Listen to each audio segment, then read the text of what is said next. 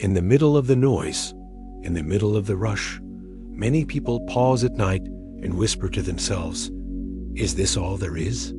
The modern world has given us technology, comfort, and speed. Yet inside, countless hearts are tired. Stress follows us from the office to the bedroom. Anxiety rides with us in the car. Money worries tighten our chest. Loneliness appears even when we are surrounded by others. We live in a time where everything seems possible, yet peace feels more distant than ever. People scroll through screens for distraction. They chase success for meaning. They search for love to heal their emptiness. But often, the more they run, the heavier life becomes. The world offers countless promises: better jobs, bigger houses, faster solutions, but the inner hunger remains. It is a hunger no possession can satisfy, no title can calm, no relationship can fully heal. This hunger is for peace, for clarity, for freedom from the invisible chains of fear and dissatisfaction. There is an ancient voice that speaks across centuries. It whispers not of escape, but of awakening. It does not promise a life without pain, but it offers a way to meet pain with new eyes. This voice is the wisdom of the Buddha. It is the timeless teaching that suffering exists, but it is not the end of the story. There is a path, simple yet profound, that leads out of the endless cycle of dissatisfaction. This teaching does not belong to monks alone. It was never meant for temples only. It was given for people like you and me, living with bills to pay, relationships to mend, and minds that never seem to rest. It is not abstract philosophy. It is a practical guide for daily life. It teaches us how to breathe again when stress tightens the chest. It teaches us how to let go when our hands are bleeding from holding too tightly. It shows us that compassion is not weakness, but strength. It shows us that freedom does not come from controlling the world, but from understanding ourselves. Tonight, we begin a journey together. A journey through stories, reflections, and truths that have carried people through storms for thousands of years. Each step will bring us closer to what we have been longing for. Not a perfect life, but a free art. These are not dry lessons. They are living fires. They are mirrors where we see our own struggles, and keys that unlock the doors we thought were sealed shut. With every word, you will be invited to slow down, to breathe, to notice the truth already alive within you. A pain you feel is real, but so is the possibility of release. The path ahead will not erase your challenges, but it will reveal a way to meet them without fear. Tonight, you are not alone. Across time, across cultures, countless seekers have walked this path. They have discovered that within every problem lies a hidden door. And behind that door is the peace we have been searching for all along. Stress has become the silent epidemic of our time. It seeps into every corner of life. It greets us in the morning before we even rise from bed, whispering through the endless list of things we must do. It follows us into the office, where glowing screens and constant notifications keep our minds in a state of restless alert. It waits at home, in unpaid bills stacked on the table, in conversations that feel rushed, in the knowing thought that no matter how much we accomplish, it will never be enough. The body grows tired, the heart grows heavy, and the mind never rests. This is the reality of millions of people, and it is the pain we must face with honesty before we can hope to find relief. The roots of stress are not always the obvious ones. They are not only about deadlines or money or demanding bosses. They go deeper. Stress is born from the belief that we are separate from peace, that happiness lies in a future that has not yet arrived. It comes from the endless comparison with others, from the desire to control what cannot be controlled, and from the illusion that if we push hard enough, life will finally bend to our will. But life, as you know, refuses to obey such force. The more tightly we grip, the more it slips through our fingers. Like sand clutched in a fist, the harder we squeeze, the faster it drains away. This endless chase leaves the soul weary, like a runner who never sees the finish line, who cannot stop running even when his lungs burn with exhaustion. Consider how often the word busy has become an identity. Someone asks, "How are you?" And the answer is, busy. As though to be busy is proof that our lives matter, proof that we are keeping pace with the world. But deep down, being busy has not made us more fulfilled. It has made us more distracted. It has stolen our ability to be present. We live as though we are always late for an appointment, as though peace is waiting in another room, but never in the one we are standing in. This is the tragedy of modern stress. It convinces us that peace is somewhere else, always just beyond reach, always in tomorrow, but never in today. The Buddha once taught that suffering is not caused by the world itself, but by how the mind meets the world. This is a revolutionary idea. It means the true battlefield is not the office, not the home, not the economy. The true battlefield is within. Stress is not simply about circumstances, but about perception. Two people can face the same event, losing a job, for example. One collapses under the weight of despair, while the other takes a deep breath and sees an opening for a new beginning. The event is the same, but the experience is different. The difference lies in the mind. And if the mind is the root, then it is also the key. This realization offers hope, because it means we are not helpless victims. We can learn a new way to meet life, a way that frees us rather than binds us. In the practice of mindfulness, stress begins to lose its grip. Mindfulness is not complicated. It is not reserved for monks in distant monasteries. It is as simple as taking a breath and truly knowing that you are breathing. It is as simple as pausing before you react, as simple as noticing the warmth of the sun on your skin while you walk to your car. These are not small things. They are doorways. The mind is like a wild horse, running in every direction, pulling you into fear and regret. Mindfulness is the gentle hand that steadies the reins. It does not force. It does not fight. It simply invites the mind to return, again and again, to the present moment. And in the present moment, stress begins to dissolve. Because stress is built from past and future. It is memory and anticipation, worry and regret. But when the mind is fully here, in this breath, in this moment, stress cannot survive. Imagine a man carrying a heavy backpack. He has carried it so long that he forgets it is there.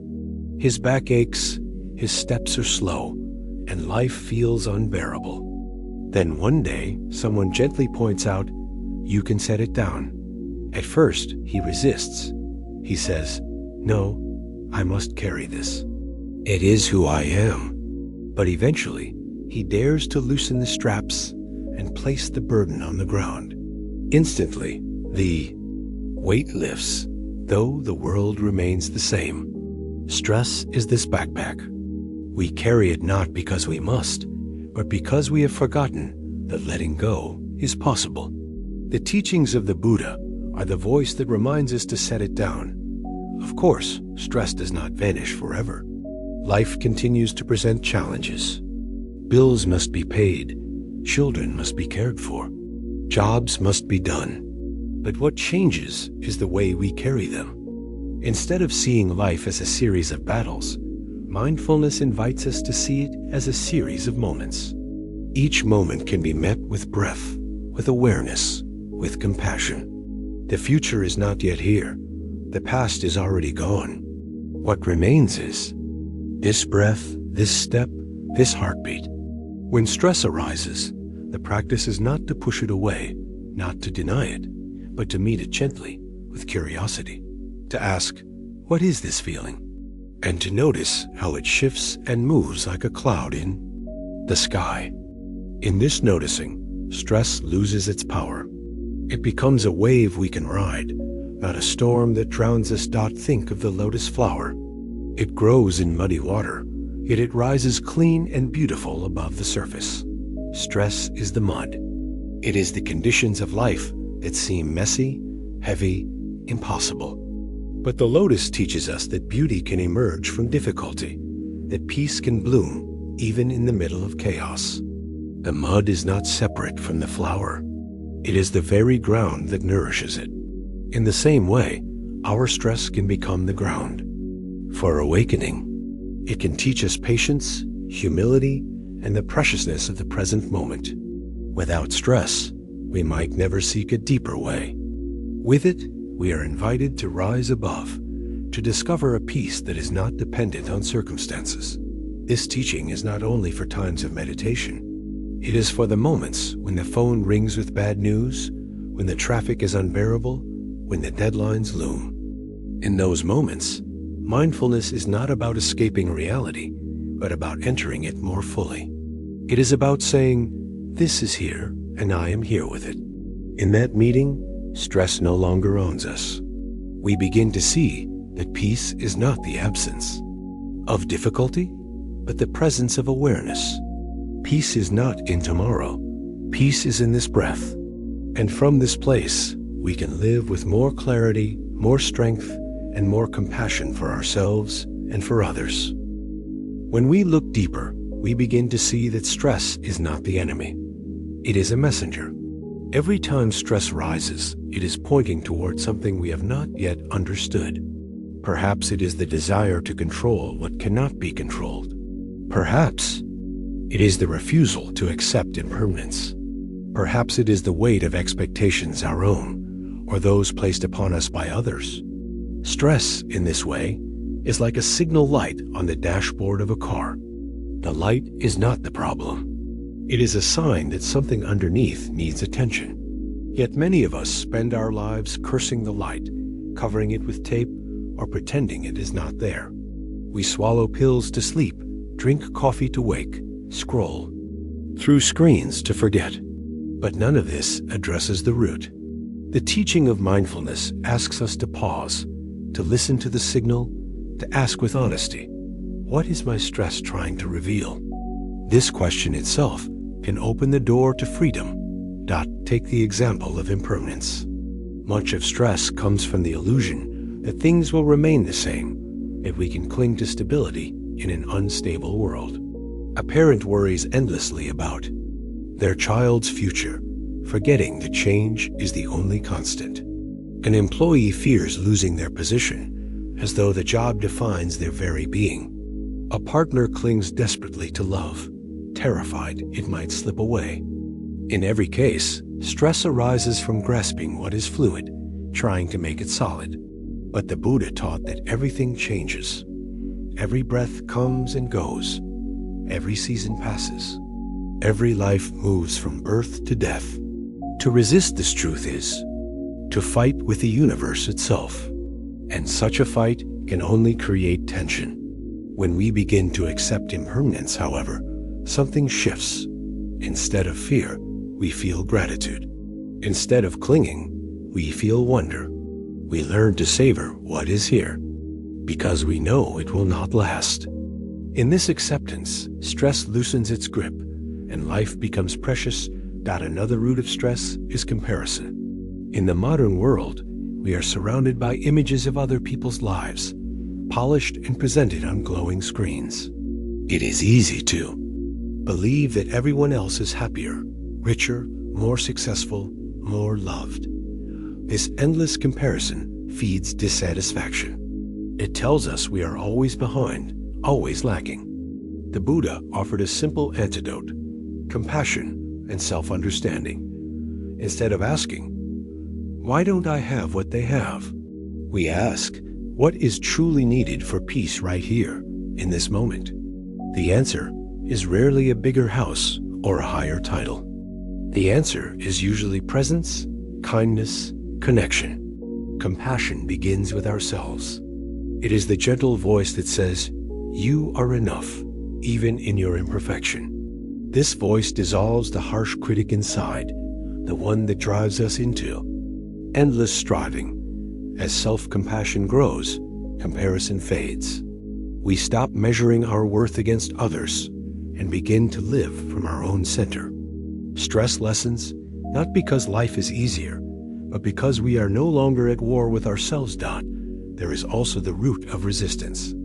How often do we say, "This should not be happening"? A traffic jam, an illness, a sudden loss.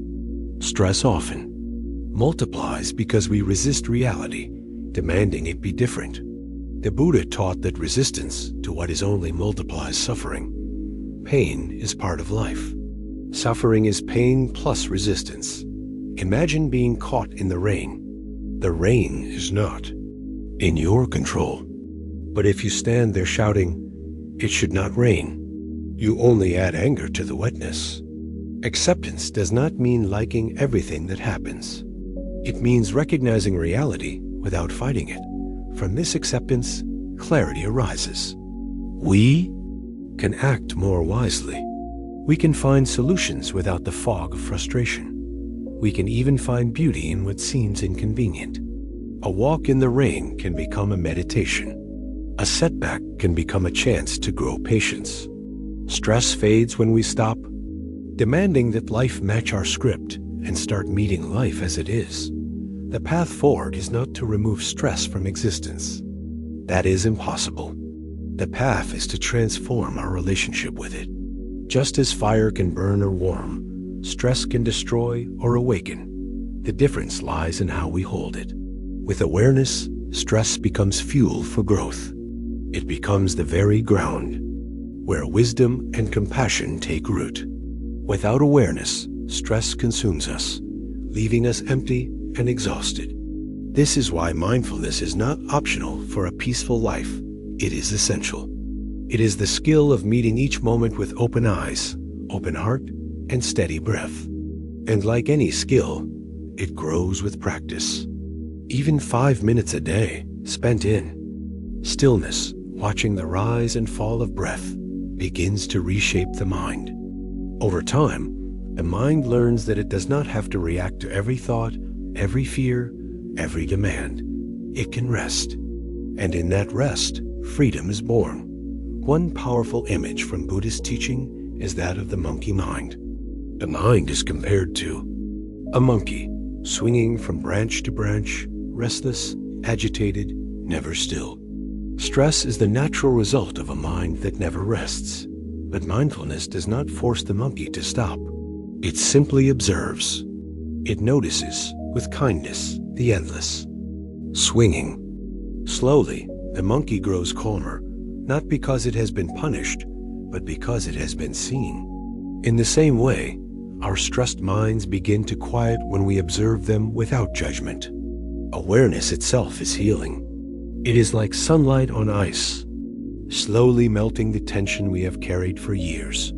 Let us also remember the body. Stress is not only in the mind, it lives in the body. Tight shoulders, clenched jaws, shallow breath. The Buddha taught the unity of body and mind. To heal stress, we must care for both. Simple practices, walking slowly, eating mindfully, resting without guilt, become powerful medicine. When you walk, notice each step as though kissing the earth. When you eat, taste each bite as though it were the first and last. When you rest, allow the body to truly let go, without shame, without the pressure to be productive. These small acts return us to wholeness. They remind us that life is lived through the body, not through endless thoughts about life. When the body is cared for, the mind follows, and stress begins to dissolve like mist under the morning sun. There is a story of a Zen master who was asked, "What is the most important teaching?" He replied, "When hungry, eat. When tired, sleep." At first, the student was disappointed. This seemed too simple. But the master explained, most people eat without eating, distracted by thoughts, screens, conversations. Most people sleep without sleeping, their minds racing with worries. True presence, even in the simplest acts, is the heart of freedom. This is the medicine for stress. To eat while eating, to walk while walking, to breathe while breathing. 2. Live while living. Nothing more is required. Nothing less will do. And so the invitation is clear. Stress is here. It is part of modern life, but it does not have to define us. We can meet it with mindfulness. We can transform it into a teacher. We can learn to carry life with lightness, even when challenges remain. Each time we breathe with awareness, each time we release comparison, each time we accept impermanence, we loosen the chains. Little by little, we rediscover the peace that has always been within us. A peace that does not depend on circumstances. A peace that no amount of stress can erase. This is the promise of the path. This is the doorway we step through when we choose to live awake. And as we close this reflection, we prepare to move deeper. If stress is the constant companion of our days, money is often the hidden weight beneath it. For many, financial worry is the loudest voice in the night, the sharpest edge of fear. It drives choices, steals sleep, and whispers that safety is always one paycheck away. In the next part of our journey, we will turn toward this heavy burden. We will explore how the teachings of the Buddha shine a light on our relationship with money, showing us that true wealth is not measured in numbers, but in freedom of heart. Money has become one of the greatest sources of anxiety in the modern world. For many, it is the shadow that follows them from the moment they wake until the moment they try to sleep. It shapes choices, limits dreams, and fuels endless worry. At its root, money is meant to be simple. It is a tool, a way for human beings to exchange goods, to support families, to sustain communities. But over time, it has grown into something far larger in our minds. It has become a measure of worth, a symbol of success, a gatekeeper of safety. And because of this, money now has the power to create immense suffering. It is not the coins or bills themselves that wound us. It is the weight of meaning we attach to them. It is the fear of losing, the hunger for more, the shame of not having. Enough. Think of how many arguments in families begin with money. Think of how many marriages strain under the weight of financial pressure. Think of the countless people working jobs they despise, not because their hearts are in it, but because survival demands it. There are those who lie awake at night, counting bills, their bodies tense, their minds restless, calculating how long they can last. And there are others who, despite having wealth beyond measure, still feel empty, still live with the knowing, fear that it will not be enough. This is the paradox of money. Whether we have little or much, it can enslave us when we cling too tightly. The problem is not money itself. The problem is attachment. The Buddha taught that craving is the root of suffering. Money amplifies this truth. For those who do not have enough, craving arises in the form of fear and desperation. For those who have much, craving arises in the form of greed and restlessness. Either way, the result is unease. It is as though we are standing on shifting sand, never secure, never at rest.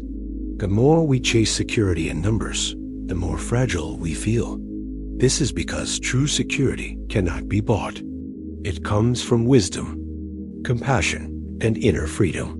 Without these, even great wealth feels hollow. With these, even modest means can feel abundant.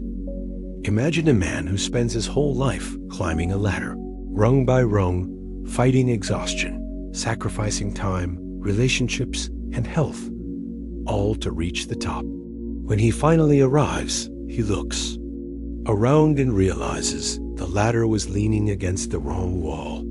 This is the tragedy of chasing money without clarity. We spend our lives pursuing a goal that never truly satisfies. For every milestone reached, another appears. For every dollar earned, another expense arises. The finish line keeps moving. The race never ends. The Buddha described this as the endless cycle of craving. Like drinking salty water, the more we drink, the thirstier we become. The solution is not to reject money, nor to demonize it. Money is necessary for life. It pays for food, shelter, medicine. But we must place it in its rightful place. We must see it as a servant, not a master. The teachings of mindfulness show us how. When we view money with awareness, it becomes a tool for compassion, for stability, for freedom. When we view it with attachment, it becomes a chain around the heart. The shift lies not in the amount we have, but in the relationship we form with it. This is the heart of Buddhist wisdom. Suffering does not come from the thing itself, but from the way we cling to it. Let us look at generosity. The Buddha often taught that generosity is the antidote to greed. It may seem impossible, even foolish, to give when we feel we do not have enough. Yet generosity is not about the size of the gift. It is about the spirit behind it. When we give even a smile, even a kind word, even a small coin, we loosen the grip of attachment. We begin to see that abundance is not measured in numbers, but in the flow of giving and receiving. Like water in a river, money is meant to move. When it stagnates, when it is hoarded in fear, it breeds anxiety. When it flows, it brings life. Generosity frees us from the illusion of scarcity. It reminds us that our value is not defined by what we keep, but by what we share. And in this sharing, we discover a wealth that cannot be stolen, cannot be lost, cannot be destroyed. Consider the story of a woman who lost her job. She had little savings and many fears. Every night she lay awake, imagining disaster. Then one day, she chose to volunteer at a community center, offering her time to help children read. She had nothing material to give, but she gave her attention, her presence, her kindness. Slowly, her perspective began to shift. She still needed work. She still faced challenges. But the grip of fear loosened. She realized that even without money, she was not without value. She was not powerless. This is the hidden truth. Money is one form of energy, but not the only one. When we focus only on financial wealth, we forget the wealth of compassion, of service, of presence. These are currencies that bring deep fulfillment, currencies that no market crash can erase. The Buddha also spoke of right livelihood. This teaching asks us to consider how we earn our living. If our work causes harm, if it feeds violence or deception, no amount of money can truly bring peace. Right livelihood does not mean luxury. It means work that aligns with compassion, work that supports life rather than destroys it. When we live this way, even modest income feels rich, because it does not carry the hidden weight of guilt or harm.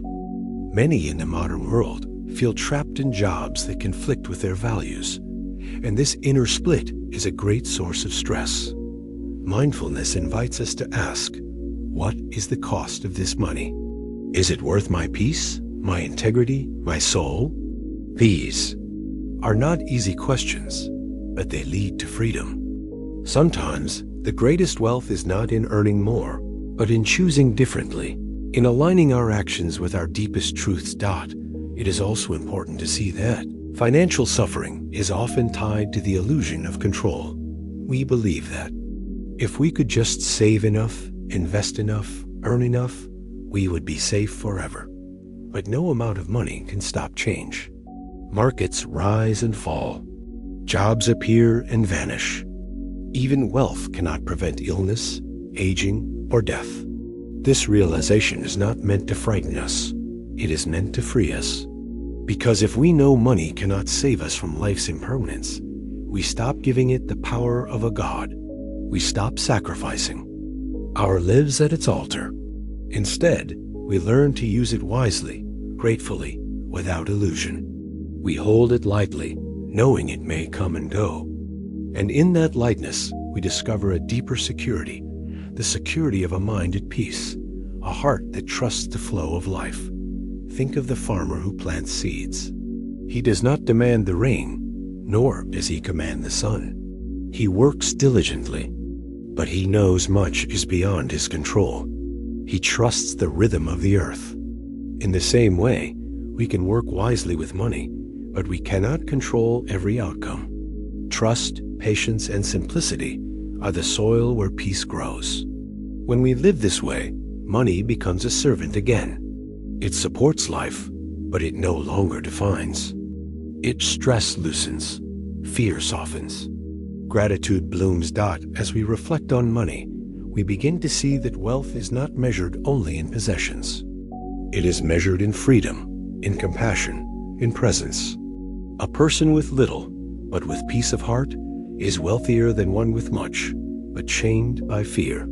The Buddha's teachings remind us that the treasure we seek is already within us.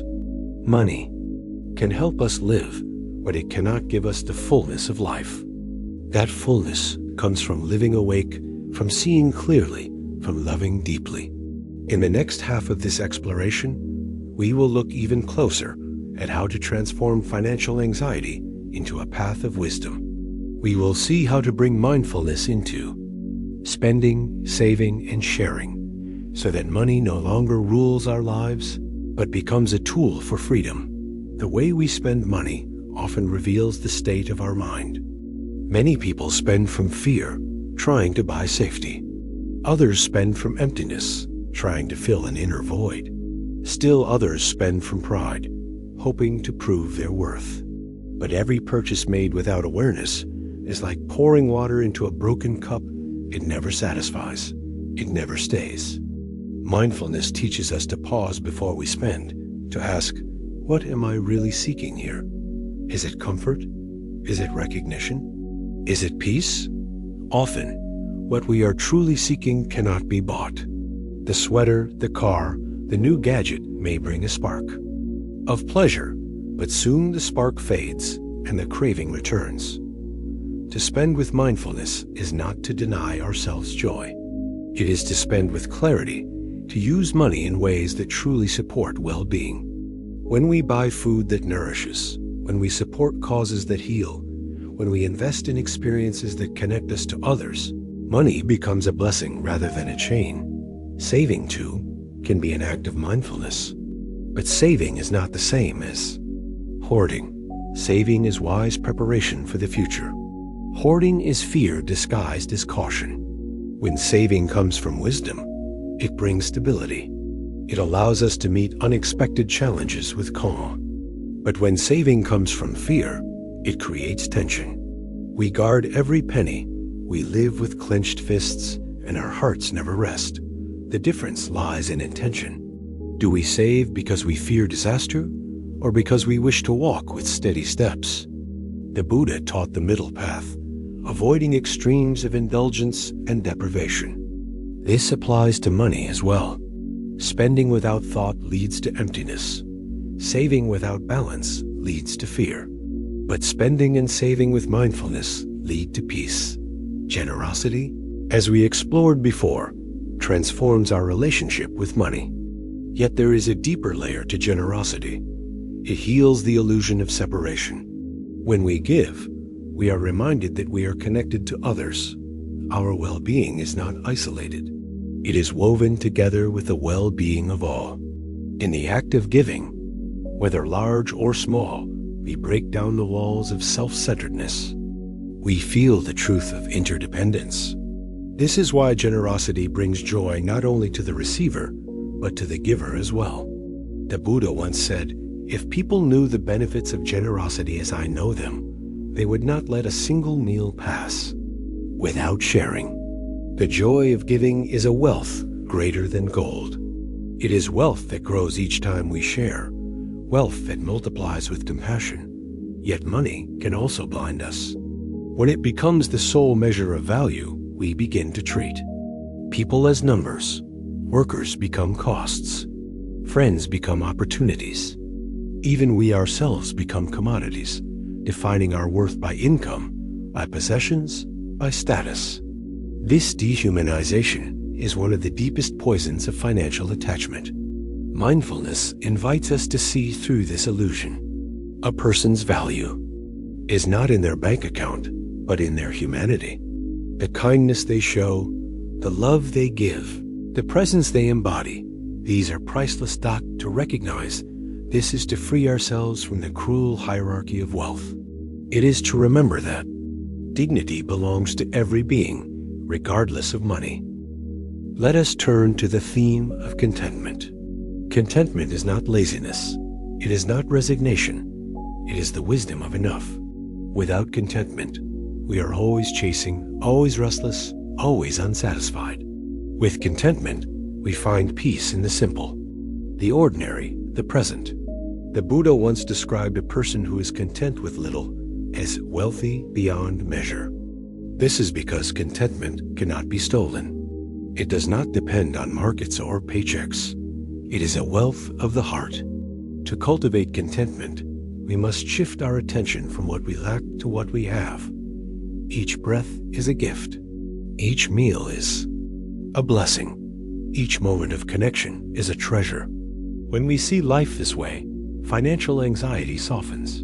We realize that wealth is already here, woven into the fabric of ordinary days. Consider a family sharing a simple meal. The food is modest, but there is laughter, warmth, and love. This is true wealth. Contrast it with a family dining in luxury, yet each person glued to their screen, distant and disconnected. Which family is truly rich? Money can buy the table, the plates, the food, but it cannot buy presence, love, or peace. These come only from mindfulness, from the willingness to be here fully. The Buddha's teachings point us back to this truth again and again. The treasures of the heart are greater than the treasures of the world. Financial suffering often convinces us that peace will come someday. We say, when I earn this much, then I will rest. When I pay off this debt, then I will breathe. When I retire, then I will live. But life does not wait. Someday never arrives. If peace cannot be found in this moment, it will not be found in the next. This is not to deny the importance of planning or working toward goals. It is to remind us that peace is a present moment choice, not a distant reward. We can breathe now. We can live now. We can choose to loosen the grip of fear now. The mind that postpones peace for the future will never find it. The mind that awakens to peace in the present is already free. Let us remember the story of a wealthy merchant who sought wisdom from a Zen master. The merchant confessed that despite his fortune, he felt a constant emptiness. The master led him to a garden and asked, "When you were a child, were there moments of complete contentment?" The merchant recalled playing in fields, laughing with friends, feeling joy without needing anything more. The master pointed to a scroll that read, "Open your own treasure house." The lesson was clear. True wealth is not outside. It is within. It is in the heart's capacity to be content, to be present, to be free. The treasure we seek has always been ours. We need only remember Dot. So how do we live this wisdom in daily life? By practicing mindfulness in our financial choices. Before spending, pause and ask, does this truly serve my peace? Before saving, ask, am I saving from fear or from wisdom? Before giving, ask, can I offer this with joy, without expectation? These small acts of awareness transform money from a source of stress into a tool of compassion. They turn financial life into spiritual practice. Each decision becomes an opportunity to awaken, to align with values, to cultivate freedom. In the end, the Buddha's teaching on money is simple. Use it wisely, hold it lightly, share it freely. Do not let it define you. Do not let it enslave you. See it for what it is, a tool, not a master. When we live this way, financial suffering loses its power. We discover that the true measure of wealth is not in numbers, but in the depth of our peace, the strength of our compassion, the clarity of our mind. As we close this part of our journey, let us prepare to enter the realm of relationships. 4. Even when money is stable, the heart often aches. Human connection, with all its beauty and pain, is another great source of modern suffering. In the next part, we will explore how the Buddha's wisdom can guide us through the challenges of love, friendship, and family, showing us how to turn conflict into compassion and loneliness into connection. Relationships are at the center of human life. From the moment we are born, we are surrounded by others, parents, siblings, friends, partners, colleagues. We long for connection. We want to be seen, to be loved, to be understood. And yet, relationships often bring some of our deepest suffering. Misunderstandings cut deeper than any blade. Betrayals leave scars that last for years. Loneliness can feel unbearable even when we live in crowded cities. The paradox of relationships is clear. We need them to feel whole, yet they are often the very source of our pain. Modern culture amplifies this tension. Movies, songs, and advertisements promise that perfect love will solve everything. They tell us that somewhere out there is a person who will complete us, erase our loneliness, and make us happy forever. This story is beautiful, but it is also a trap. It places impossible expectations on others, and it leaves us broken when reality does not match the dream. In truth, no person can complete another. No relationship can erase the struggles of the human heart. The Buddha's teachings remind us that happiness must first be cultivated within. Without inner peace, no outer relationship can bring lasting joy. Without self-understanding, we will continue to repeat the same patterns of conflict. No matter who we are with, consider the common cycle of conflict in relationships. One person feels unheard, so they raise their voice. The other, feeling attacked, withdraws or responds with anger. Both sides feel hurt. Both feel justified, and the gap between them grows. This cycle repeats, sometimes for years.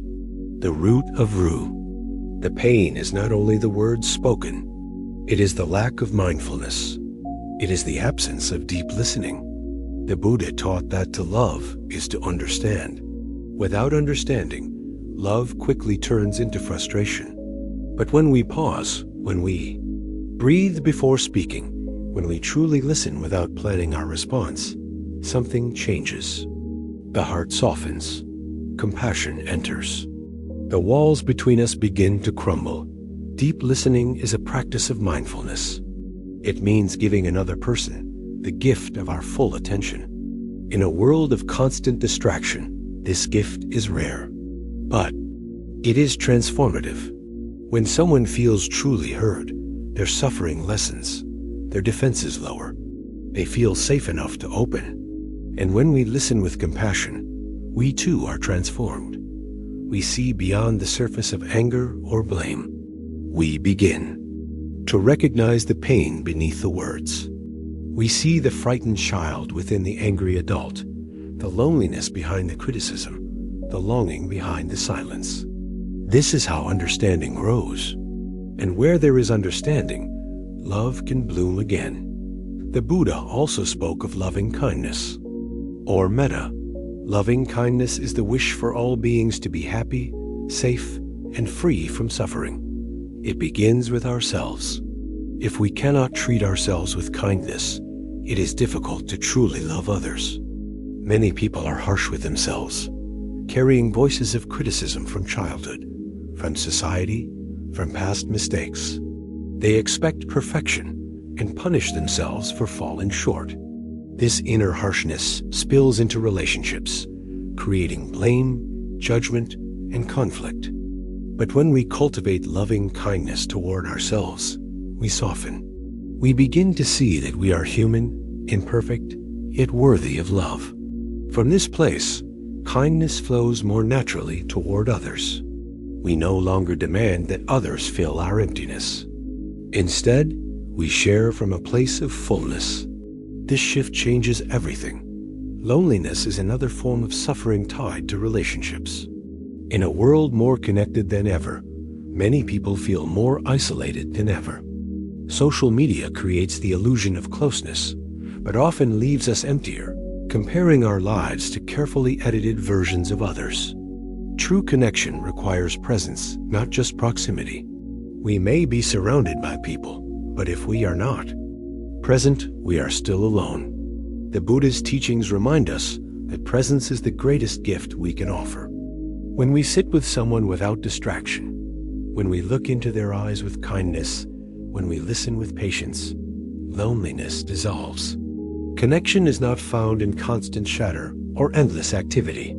It is found in stillness and genuine presence, in hearts meeting without masks. That another source of relationship suffering is attachment. We cling to others, fearing their loss. We demand that they act in ways that make us feel secure. We build expectations they cannot meet. When they change, as all people do, we feel betrayed. But the Buddha taught that clinging leads to suffering. This does not mean we should not love. On the contrary, it means we should love without chains. True love is spacious. It allows the other to grow, to change, to be free. To say, I love you, in the Buddhist sense, is to say, I see you as you are, and I wish for your happiness, even if it is not tied to me. This love is rare, but it is liberating. It transforms relationships from prisons of expectation into gardens of growth. Forgiveness is also essential in relationships. Without it, wounds deepen, resentment hardens, and love withers. Forgiveness does not mean forgetting or excusing harm. It means releasing the poison of hatred from our own hearts. When we hold onto anger, we drink the poison ourselves. The other person may never apologize. They may never change. But forgiveness is not about them. It is about us. It is the choice to stop carrying the fire of anger, which only burns us. The Buddha taught that hatred is never ended by hatred, but by love alone. This teaching is not easy, but it is the only way to heal. When we forgive, we free ourselves. We open space for compassion to grow. It is also worth reflecting on impermanence in relationships. Every connection, no matter how deep, is subject to change. People grow, move, age, and die. To deny this truth is to invite suffering. To accept it is to cherish every moment. When we know a loved one will not be here forever, we hold them more gently. We waste fewer moments in trivial arguments. We speak words of love while we can. Impermanence is not a threat. It is a reminder to love deeply now, to be present now, to appreciate the gift of this moment together. Think of a couple sitting on a porch, watching the sunset. They know life has been full of challenges, full of disagreements and struggles. But in this moment, there is peace. The sun is setting, the air is cool, and they are together. They do not need to solve every problem. They only need to be here. This is the heart of mindful love. Not perfection, but presence. Not endless promises, but simple moments of being together fully. As we journey through these truths, it becomes clear that relationships are not only sources of suffering, they are also powerful teachers. They mirror back to us our own wounds, our own impatience, our own desires. Every conflict, every heartbreak, every moment of loneliness is a chance to see ourselves more clearly. Relationships are the mirrors in which we see our own minds. And with awareness, they become the training ground for compassion, patience, and wisdom. Without relationships, we cannot grow fully. With them, we are given endless opportunities to practice the path. This first half of our reflection has shown the roots of relationships: suffering, expectation, attachment, loneliness, misunderstanding, and the beginnings of their transformation through mindfulness, loving kindness, forgiveness, and presence. But there is more to explore. In the next half of this part, we will look more closely at how to apply these teachings in daily life, how to communicate mindfully, how to resolve conflict, how to cultivate intimacy without clinging, and how to turn every relationship, even the difficult ones, into a path of awakening. When we think about relationships, it is easy to focus on love in its ideal form: romance without conflict, friendship without tension, family without struggle. Yet real relationships are not free from hardship. They are living, breathing spaces where joy and pain coexist. The Buddha did not teach us to run from these struggles. He taught us how to meet them with wisdom. In truth, every difficult moment with another person can become a doorway to growth if we approach it with mindfulness. One of the most powerful practices in relationships is mindful communication. Words can heal or harm. A single harsh sentence can break trust, while a gentle word can open a closed heart. Many conflicts arise not because of what is happening, but because of how it is spoken. When we are reactive, our words are sharp. They come from anger, from fear, from old wounds. But when we pause and breathe before speaking, we allow space for clarity. Mindful communication means speaking with honesty, but also with kindness. It means asking ourselves, is this true? Is it necessary? Is it kind? If the answer is no, silence may be the wiser choice. The Buddha compared words to arrows. Once released, they cannot be taken back. But unlike arrows, words can also be seeds. If spoken with care, they can grow into trust, understanding, and love. Deep listening complements mindful speech. Listening is not waiting for our turn to talk. It is not planning our reply while the other person speaks. It is entering their world with openness. When we listen in this way, we often hear more than words. We hear the pain beneath the anger, the longing beneath the silence. This recognition alone can dissolve conflict. Imagine a friend who is shouting in frustration. If we react with our own anger, the fire grows. But if we listen deeply, we might realize their anger is really fear, or exhaustion, or a cry for love. By listening, we touch their suffering, and in that moment, compassion arises naturally. We no longer see an enemy. We see a human being in pain. And this changes everything. Conflict resolution then becomes less about winning and more about understanding. In most conflicts, both sides believe they are right. But the Buddha's teachings remind us that being right is less important than being at peace. When we cling to our position, we widen the gap. When we soften, when we seek to understand rather than to dominate, reconciliation becomes possible. It is not about surrendering truth.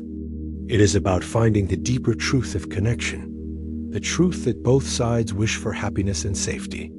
When we return to this shared ground, solutions arise naturally. Sometimes the conflict remains unresolved on the surface, but the hostility fades. We learn to hold differences without hatred.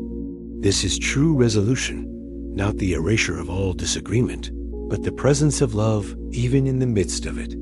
Intimacy is another area where mindfulness transforms relationships. Many people confuse intimacy with possession. They believe love means owning another person, controlling them, shaping them to meet expectations. But true intimacy is not control. It is freedom. It is the courage to be fully ourselves with another, and the compassion to let them be fully themselves with us. This kind of intimacy requires vulnerability. It means showing our wounds, our fears, our insecurities. It means trusting that we will be met with kindness rather than judgment. The Buddha's path encourages this vulnerability because only through openness can true connection grow. When we hide behind masks, we may avoid pain, but we also block love. To love deeply is to risk hurt, but it is also to experience joy that cannot be found any other way. Even difficult relationships, those filled with conflict, distance, or pain, can become teachers. A critical parent, a distant partner, a demanding boss, these can awaken our deepest frustrations. Yet they also offer the greatest opportunities for growth. The Buddha taught that enemies are often our greatest teachers because they show us where we are still reactive, still bound by anger, still lacking compassion. To practice patience with someone who is easy to love is no great challenge. 2. Practice patience with someone who tests us daily is profound training for the heart. This does not mean we must stay in harmful relationships. Sometimes wisdom means walking away. But even as we leave, we can do so with compassion, without hatred, without carrying bitterness in our hearts. In this way, even painful connections lead to awakening. Family relationships deserve special reflection. Parents and children often carry unspoken expectations and wounds. Children long for approval. Parents long for gratitude. Misunderstandings pile up, sometimes for decades. But healing is always possible. The Buddha emphasized the importance of gratitude toward parents, regardless of their flaws. To recognize the gift of life itself is a step toward peace. Likewise, parents can practice letting go of control, allowing children to grow into their own paths. When gratitude and letting go meet, healing begins. Even if words are never spoken, even if reconciliation is incomplete, cultivating these attitudes within ourselves releases the heavy chains of resentment.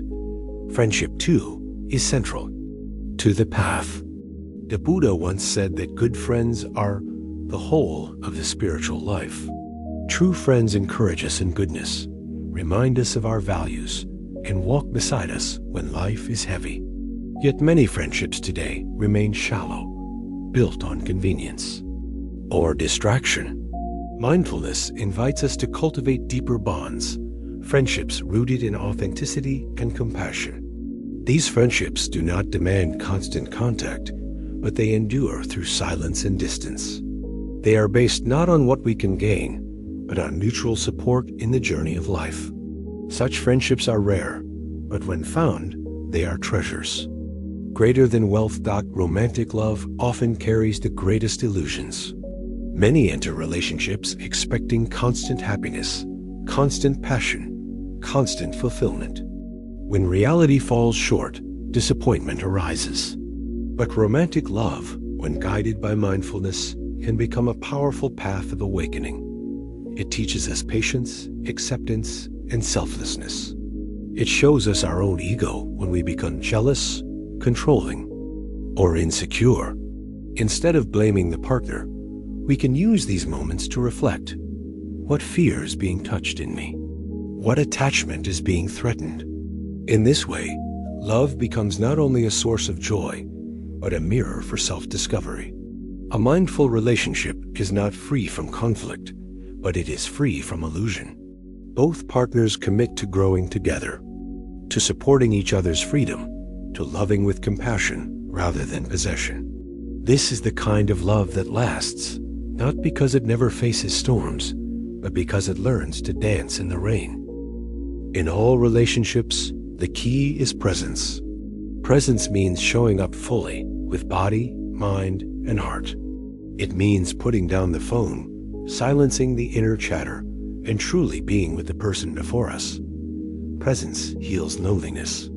Presence repairs trust. Presence turns ordinary moments into sacred ones. A child does not need a parent who is perfect. They need a parent who is present. A partner does not need endless gifts. They need the gift of attention. A friend does not need constant entertainment. They need the assurance that we are truly there. Presence is simple, but it is not easy. It requires practice, patience, and intention. Yet it is the foundation of all meaningful connection. As we close this part of our journey, we can see that relationships are not obstacles to peace, but the very ground where peace is cultivated. They test us, yes, but they also teach us. They bring suffering, but they also bring joy beyond measure. When approached with mindfulness, loving kindness, forgiveness, and presence, relationships transform from sources of endless pain into paths of awakening. We learn to love without clinging, to listen without judgment, to forgive without condition. And in doing so, we free not only ourselves, but also those we love. Now we prepare to turn to another face of modern suffering, anxiety. If stress is the constant pressure of daily life, and money is the shadow of fear about survival, anxiety is the restless storm of the mind itself. It is the spinning wheel of worry, the endless what-ifs, the invisible weight that makes even simple moments heavy. In the next part, we will explore how Buddhist wisdom addresses anxiety, showing us that calm is not found by eliminating uncertainty, but by learning to rest in the middle of it with trust, clarity, and compassion. Anxiety has become the quiet storm of modern life. It is the constant hum beneath our thoughts, the restless beating of the heart, the unease that seems to appear for no reason at all. Unlike stress, which is often tied to specific tasks or demands, anxiety can feel rootless. It creeps in during moments of stillness. It wakes us at 3 in the morning, whispering fears that grow louder in the silence of the night. It makes us imagine endless scenarios of failure, rejection, or disaster, most of which never happen. And yet, to the anxious mind, every imagined threat feels real. Every shadow looms large. Anxiety steals not only our peace, but our presence. It pulls us away from the life in front of us and traps us in endless cycles of what if. In the modern world, anxiety is fed by constant stimulation. We are bombarded with information, with news alerts, with notifications that never end. Our minds rarely rest. Even when we try to relax, we reach for screens, scrolling endlessly, searching for distraction. But distraction is not peace. Distraction only numbs for a moment. Beneath it, the anxious energy still churns. The Buddha's teachings show us that the root of anxiety is clinging to certainty, clinging to control, clinging to the idea that we can protect ourselves from every unknown. But life is uncertain by its very nature. The future cannot be controlled. The attempt to do so only multiplies fear. Anxiety is the mind's refusal to accept this truth. It is the desperate effort to create safety where safety cannot exist. And yet, within this truth lies the seed of liberation. If we stop demanding certainty, if we learn to rest in the unknown, anxiety begins to lose its power. Consider a river flowing through the mountains. If you step into the water, you cannot stop the current. If you try to push it back, you will exhaust yourself. But if you allow the current to carry you, if you learn to float, the river becomes your support. Anxiety is like this river. When we fight it, it grows stronger. When we cling to control, we drown in its current. But when we allow ourselves to rest in awareness, to float in the present, the current carries us, and the struggle eases.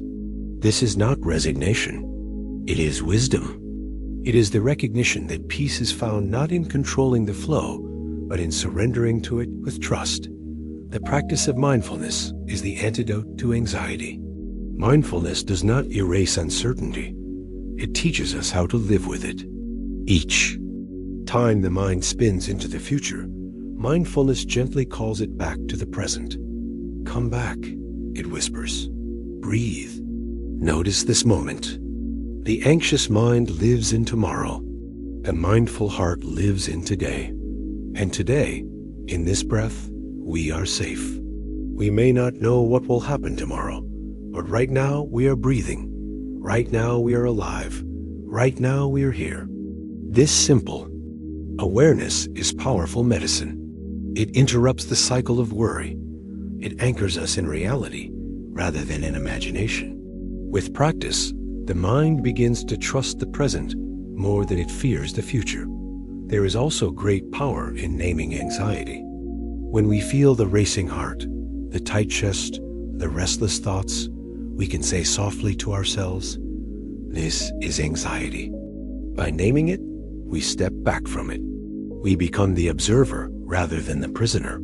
The Buddha often spoke of this practice recognizing mental states as they arise, without judgment, without clinging. When we say, "This is anxiety," we are not rejecting it. We are simply acknowledging it with clarity. In that clarity, space opens. The storm may still be there, but we are no longer swept away by it. We have found a place of awareness, a place of calm in the center of the storm. Another teaching that soothes anxiety is the practice of compassion. Anxiety often makes us feel alone, as though we are the only ones carrying this invisible weight. But the truth is that millions share this struggle. To place a hand on the heart and say, "May I be at peace, may others who feel this way be at peace," is to connect with a vast web of shared humanity. Compassion dissolves isolation. It reminds us that we are not broken, not abnormal, not weak. We are human, and anxiety is part of the human experience. By holding ourselves with kindness, rather than judgment, we soften the edges of fear. Anxiety thrives on harshness, on the belief that we must fight it or fix it. But compassion whispers, "You do not need to fight. You only need to be gentle." In gentleness, anxiety begins to calm. Breath is another doorway. The anxious mind often makes the breath shallow and quick. But when we bring awareness to the breath, when we slow it down, we send a message of safety to the body. A single deep breath can shift the nervous system, grounding us in the present. The Buddha called the breath the bridge between body and mind. It is always here, always available, always now. In moments of anxiety, to breathe with awareness is to remind ourselves, this moment is enough. I do not need to live in the whole future right now. I only need to be here with this breath. Over time, the breath becomes an anchor, a refuge we can return to whenever the storms of worry arise. It is important to understand that anxiety is not a personal failure. It is not a flaw to be ashamed of. It is a response to uncertainty, to fear, to the complexity of life. The Buddha never condemned human emotions. He invited us to meet them with awareness. Anxiety is not an enemy to destroy. It is a teacher. It shows us where we cling too tightly, where we demand certainty, where we resist the flow of life. When we listen to its message, we grow. We learn to trust, to let go, to rest in the unknown. Anxiety becomes not a curse, but a doorway to wisdom. There is a story of a monk who was asked how he remained calm while others around him were full of worry. He replied, "I trust the present. The future is not yet here. The past is already gone. Only the present can be lived." This trust is the essence of freedom from anxiety. It does not mean we ignore responsibilities. It does not mean we deny real dangers. It means we meet them one moment at a time, without carrying the whole weight of tomorrow on our shoulders today. This is the wisdom the Buddha offered, the path of presence, the path of peace. In the next half of this reflection, we will explore more deeply how anxiety can be transformed in daily life. We will look at how to meet racing thoughts, how to find rest in stillness, how to trust in impermanence, and how to discover the calm that is always available beneath the storm. Anxiety may be a storm, but even storms pass. And beyond the clouds, the sky is always clear. Anxiety is often described as a mind that cannot sit still. It races into the future, building mountains out of shadows, imagining threats that may never arrive. To live with anxiety is to live in constant preparation for battle, even when there is no enemy in sight. The Buddha understood this restless nature of the mind and offered practices to bring it back to calm. He taught that when the mind is trained to return to the present again and again, it discovers a peace that cannot be shaken by future fears. This peace is not the absence of difficulty, but the ability to meet life with steadiness. One of the most practical ways to transform anxiety is to notice our thoughts with curiosity. The anxious mind produces endless what ifs. What if I fail? What if I get sick? What if they leave me? Each thought feels urgent, as though it demands attention. But in truth, these are only thoughts, not reality. The Buddha invited us to see thoughts as passing clouds. They come, they change, they dissolve. When we cling to them, they grow heavier. When we observe them with awareness, they drift away. By saying to ourselves, "This is just a thought," we break the spell. We stop confusing imagination with truth. The practice is simple but powerful. Notice, name, release. Another practice is grounding in the senses. Anxiety pulls us into imagined futures. The senses pull us back to the present. When anxiety rises, we can place our attention on what we see, hear, touch, or smell. We can notice the feel of the chair beneath us, the sound of birds outside, the colors in the room. These details are small, but they are real. They anchor us in what is happening now, not in what might happen tomorrow. This is why many mindfulness teachings begin with the body. The body is always present. By returning to it, we return to reality. And in reality, most of the fears of the anxious mind do not exist. They are stories, not truths. Stillness is another. Medicine. In modern life, we often try to escape anxiety through constant activity. We work more, scroll more, talk more. But the restless mind cannot be cured by more restlessness. It needs stillness. To sit quietly, even for a few minutes, can feel unbearable at first. The anxious mind will rebel, flooding us with thoughts. But if we stay, if we breathe, if we allow the storm to pass, we discover something beneath it. We discover a spacious awareness that is untouched by fear. This awareness is like the sky, vast, open, unchanging. Thoughts are like clouds, sometimes dark and heavy, sometimes light and fleeting. But the sky remains. To rest in this awareness is to touch the freedom that anxiety cannot reach. Trust in impermanence is also a key to calming anxiety. The anxious mind believes that fear will last forever. It tells us that the discomfort we feel now will never end. But everything changes. Every storm passes. Every wave rises and falls. The Buddha's teaching of impermanence reminds us that anxiety, too, is temporary. When we observe it with patience, we see it shift. It may rise sharply, then soften, then fade. By trusting this natural rhythm, we no longer panic when anxiety appears. We know it will not stay. This trust is like sitting on the shore, watching waves crash. We do not fear each wave because we know it will soon return to the sea. Anxiety is the same. It comes, it goes. It is not who we are. Compassion plays a vital role in this process. Many people respond to anxiety with judgment. They say, "I should not feel this way. I am weak. I am broken." This harshness only deepens the wound. The Buddha taught a different approach: to meet suffering with kindness. When anxiety arises, we can place a hand on the heart and say gently, "It's okay. This is a moment of fear. May I be kind to myself." This simple gesture changes everything. It replaces self-criticism with self-care. Over time, compassion rewires the mind.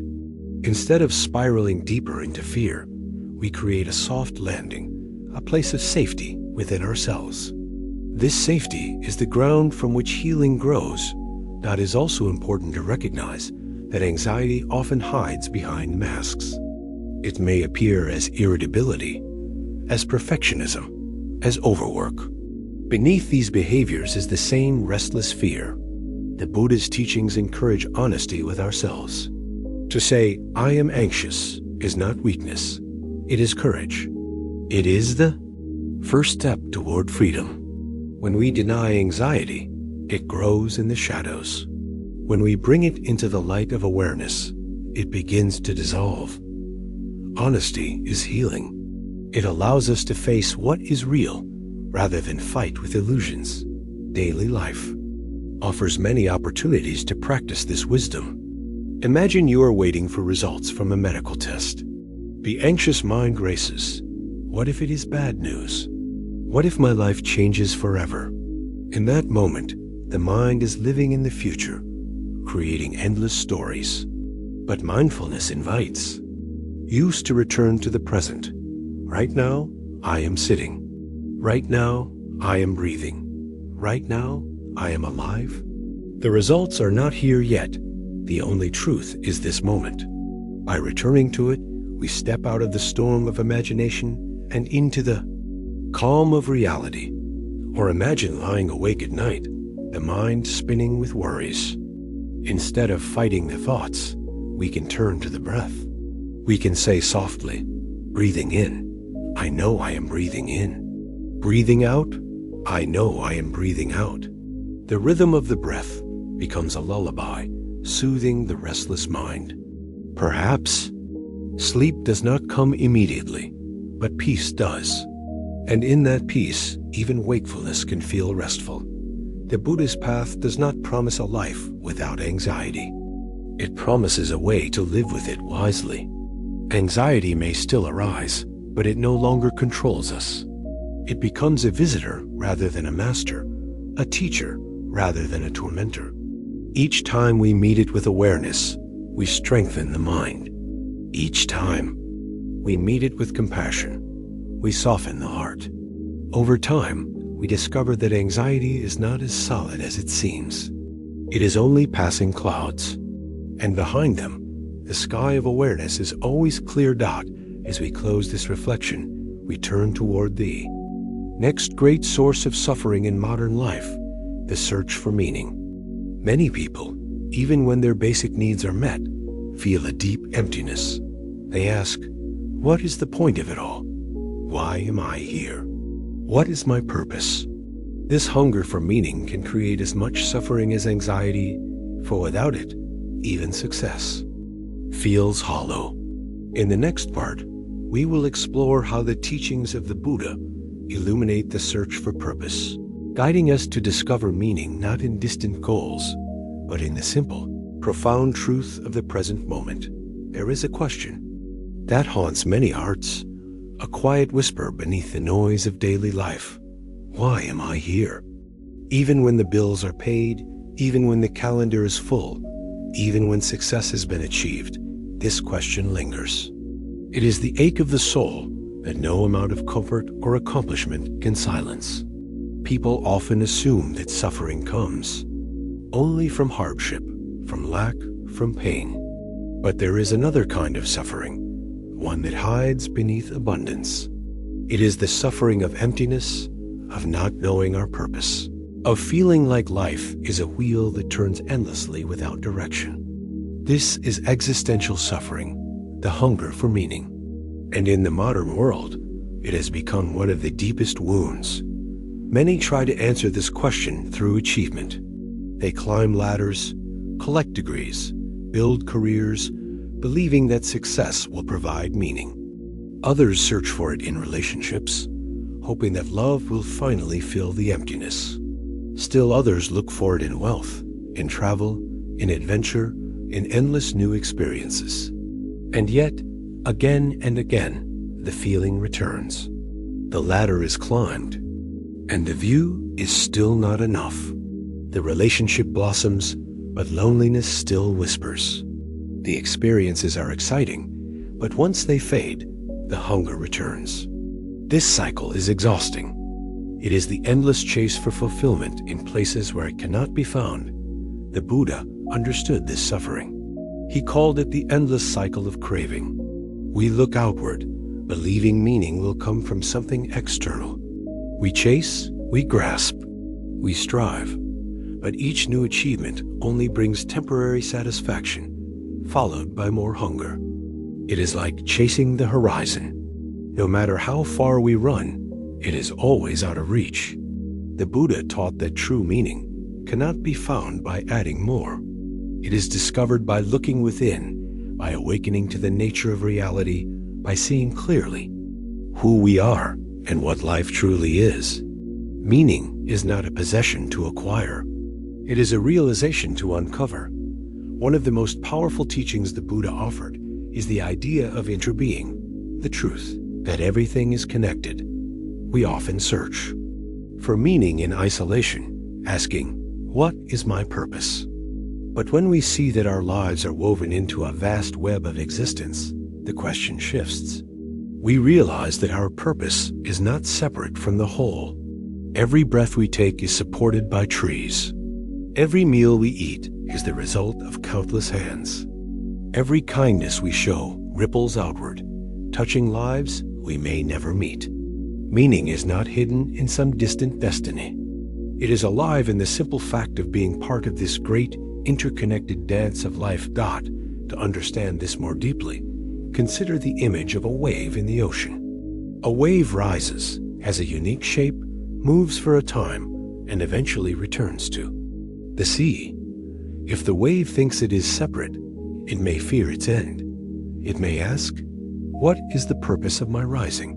What will happen when I fall?" But if the wave sees that it is water, inseparable from the ocean, it finds peace. Its rising and falling are not meaningless. They are expressions of the vastness it belongs to. In the same way, when we see ourselves as separate individuals, life can feel empty, isolated, and purposeless. But when we awaken to our true nature, that we are not separate, but part of something infinite, meaning reveals itself. We are not here to achieve some distant goal. We are here to live, to awaken, to express the ocean of life in our own unique form. Existential suffering also arises from the fear of death. Many avoid this topic, filling life with distractions so they never have to face it.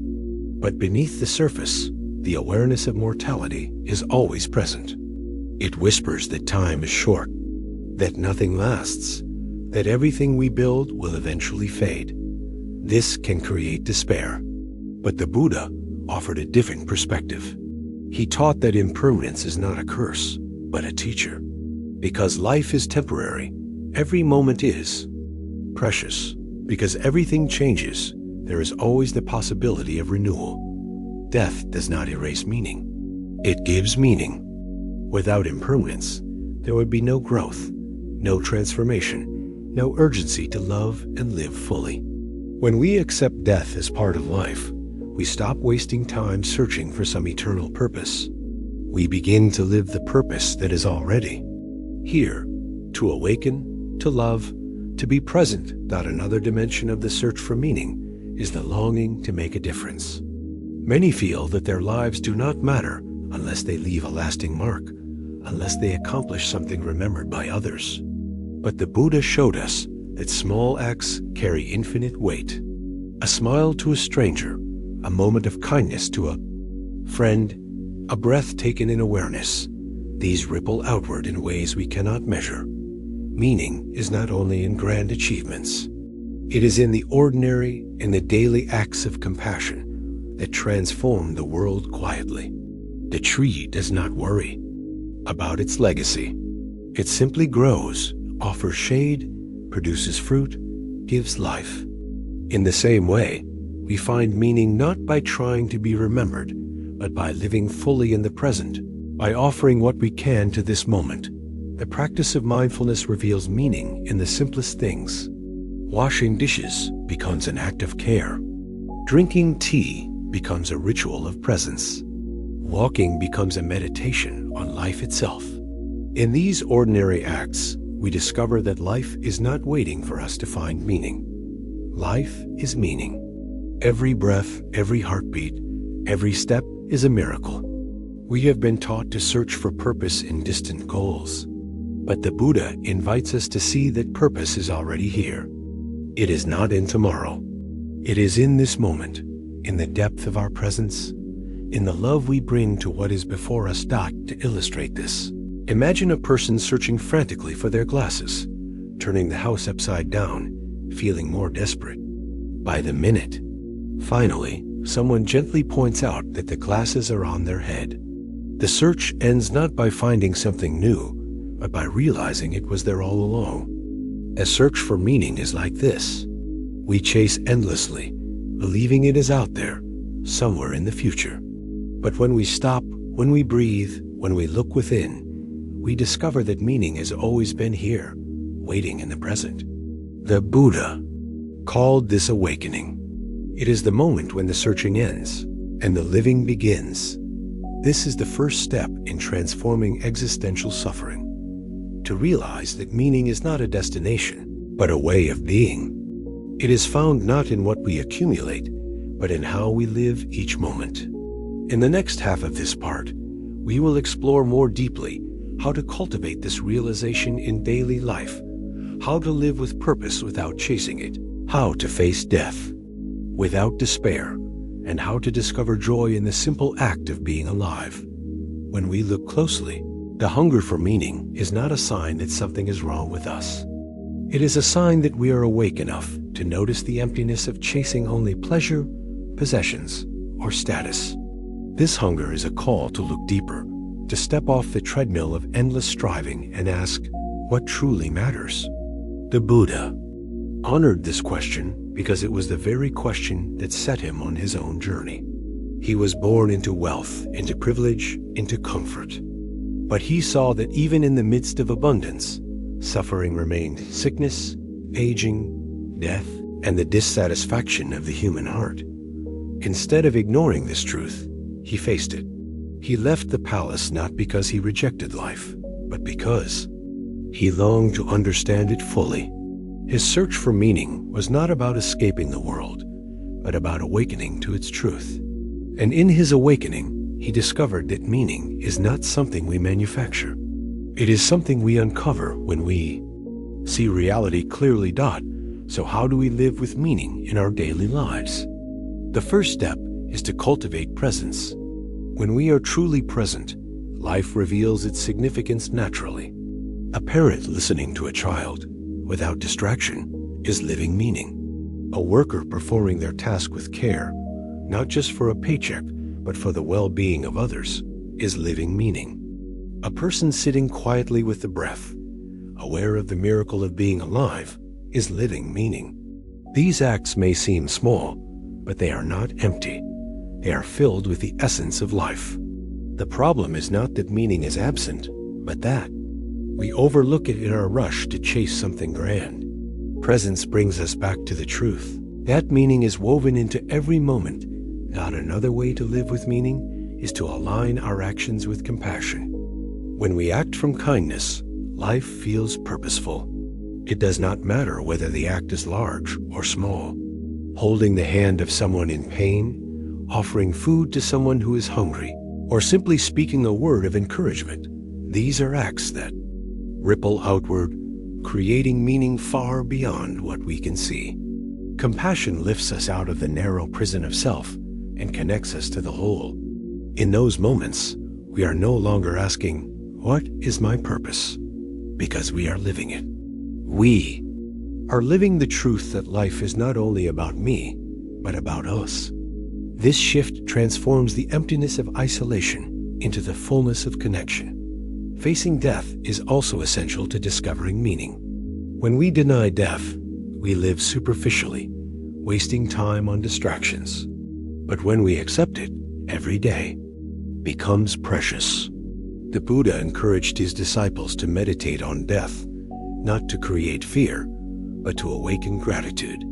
Imagine if you knew with certainty that today was your last day. How would you live it? You would not waste it on trivial arguments or endless scrolling. You would love more deeply. You would forgive more quickly. You would savor every moment. This is the gift of impermanence. It sharpens our vision, reminding us that life is fleeting, and that meaning is found not in what lasts forever, but in what we choose to live now. To face death is to stop postponing life. Meaning is also discovered through letting go of the illusion of self. Much of existential suffering arises from the belief that we are separate, isolated beings who must create a legacy to prove our worth. But the Buddha taught that the self is not fixed, not separate, not independent. We are like waves in the ocean, expressions of a vast interbeing. When we let go of the need to carve our names into stone, we see that we are already part of something eternal. The air we breathe, the food we eat, the love we give all are continuations of life that ripple outward. Our meaning is not limited to our personal story. It is woven into the larger story of existence. When we live with this awareness, we no longer fear being forgotten. We know that every breath, every act is already part of the great unfolding. Joy is another expression of meaning. Many believe that joy must come from extraordinary events. But joy is found in the ordinary when we see with awakened eyes. A flower blooming, a bird singing, a laugh shared. These are not trivial. They are sacred. The Buddha often spoke of the joy of simple awareness, the joy of being alive, the joy of freedom from craving. When we touch this joy, life feels meaningful without needing anything extra. It is not the joy of distraction or indulgence, but the joy of clarity, of seeing life as it is and being grateful for it. This kind of joy cannot be taken away by circumstance, because it is not dependent on external conditions. It arises from within, from presence, from gratitude. Service is another path to meaning. When we serve others, we transcend the small self and become part of something greater. Service does not require grand gestures. It can be as simple as listening, as simple as offering a smile, as simple as being available. The Buddha taught that when we relieve the suffering of even one being, our life gains purpose. In serving, we discover that our lives matter not because of what we own or achieve, but because of the love we share. And in this love, the existential hunger is fed. We no longer feel empty because we are part of the flow of compassion that sustains the world. At its core, the search for meaning is the search for awakening. The Buddha's own journey shows us that the ultimate purpose of life is not to accumulate, not to achieve, but to awaken to reality as it truly is. To see that everything is impermanent, to see that suffering arises from clinging, to see that freedom is possible. When we live with this awareness, every act becomes meaningful. Eating becomes meaningful. Walking becomes meaningful. Loving becomes meaningful. Because we are no longer sleepwalking through life, but living awake. And to live awake is to live with purpose, no matter what we are doing. As we close this reflection on existential suffering, let us return to the question that began it. Why am I here? The Buddha's answer is simple and profound. You are here to awaken. You are here to love. You are here to be fully alive. You do not need to chase meaning in distant goals. You need only to live this moment with awareness, compassion, and presence. In doing so, the emptiness dissolves and the fullness of life is revealed. Meaning is not hidden. It has been here all along, waiting for us to see. Now we turn to another face of modern suffering, the struggle with identity and self-image. In a world filled with comparisons, expectations, and pressures to be someone we are not, many live in quiet conflict with themselves. They wear masks. They fear judgment. They doubt their worth. This suffering of identity is powerful, but it too can be transformed by the wisdom of the Buddha. In the next part, we will explore how to free ourselves from the prison of false identity and how to discover the freedom of being truly ourselves. In every corner of the modern world, people are asking the same silent question. Am I enough? This question haunts students striving for grades, professionals chasing promotions, parents comparing themselves to others, and young people scrolling through endless feeds of idealized lives. Beneath the clothes we wear, the careers we build, the smiles we show, there is often a quiet uncertainty about who we really are. We fear judgment. We compare our insides to other people's outsides. We live as though we must prove our worth again and again. This is the suffering of identity. It is the endless struggle with self-image. The constant doubt about whether we are good enough, lovable enough, successful enough. Modern culture makes this struggle even sharper. Advertisements promise that if we buy the right product, we will finally be attractive. Social media encourages us to craft a perfect image, hiding our flaws while presenting only what will earn approval. Workplaces reward competition, convincing us that our worth is measured by productivity. In such an environment, self-doubt thrives. We wear masks to fit in, and yet behind the mask, we feel unseen. We try to live up to roles assigned by society: student, professional, parent, partner, but inside, we wonder, who am I, really? And if I show my true self, will I still be accepted? The Buddha understood this suffering. He saw that the self we cling to, the identity we defend, the image we try to uphold is not solid. It is made of conditions: our upbringing, our culture, our experiences, our habits. Like a river, it is always changing. To cling to a fixed identity is to fight with reality. We tell ourselves, I must always be strong. I must always be successful. I must never fail. But life does not obey these demands. When we stumble, when we lose, when we fall short, the identity cracks and suffering rushes in. The Buddha taught that liberation comes from seeing through this illusion of a fixed self. We are not a static identity. We are a living process, constantly changing, constantly becoming. To recognize this truth is to find freedom from the heavy burden of self-image. Consider the example of a mirror.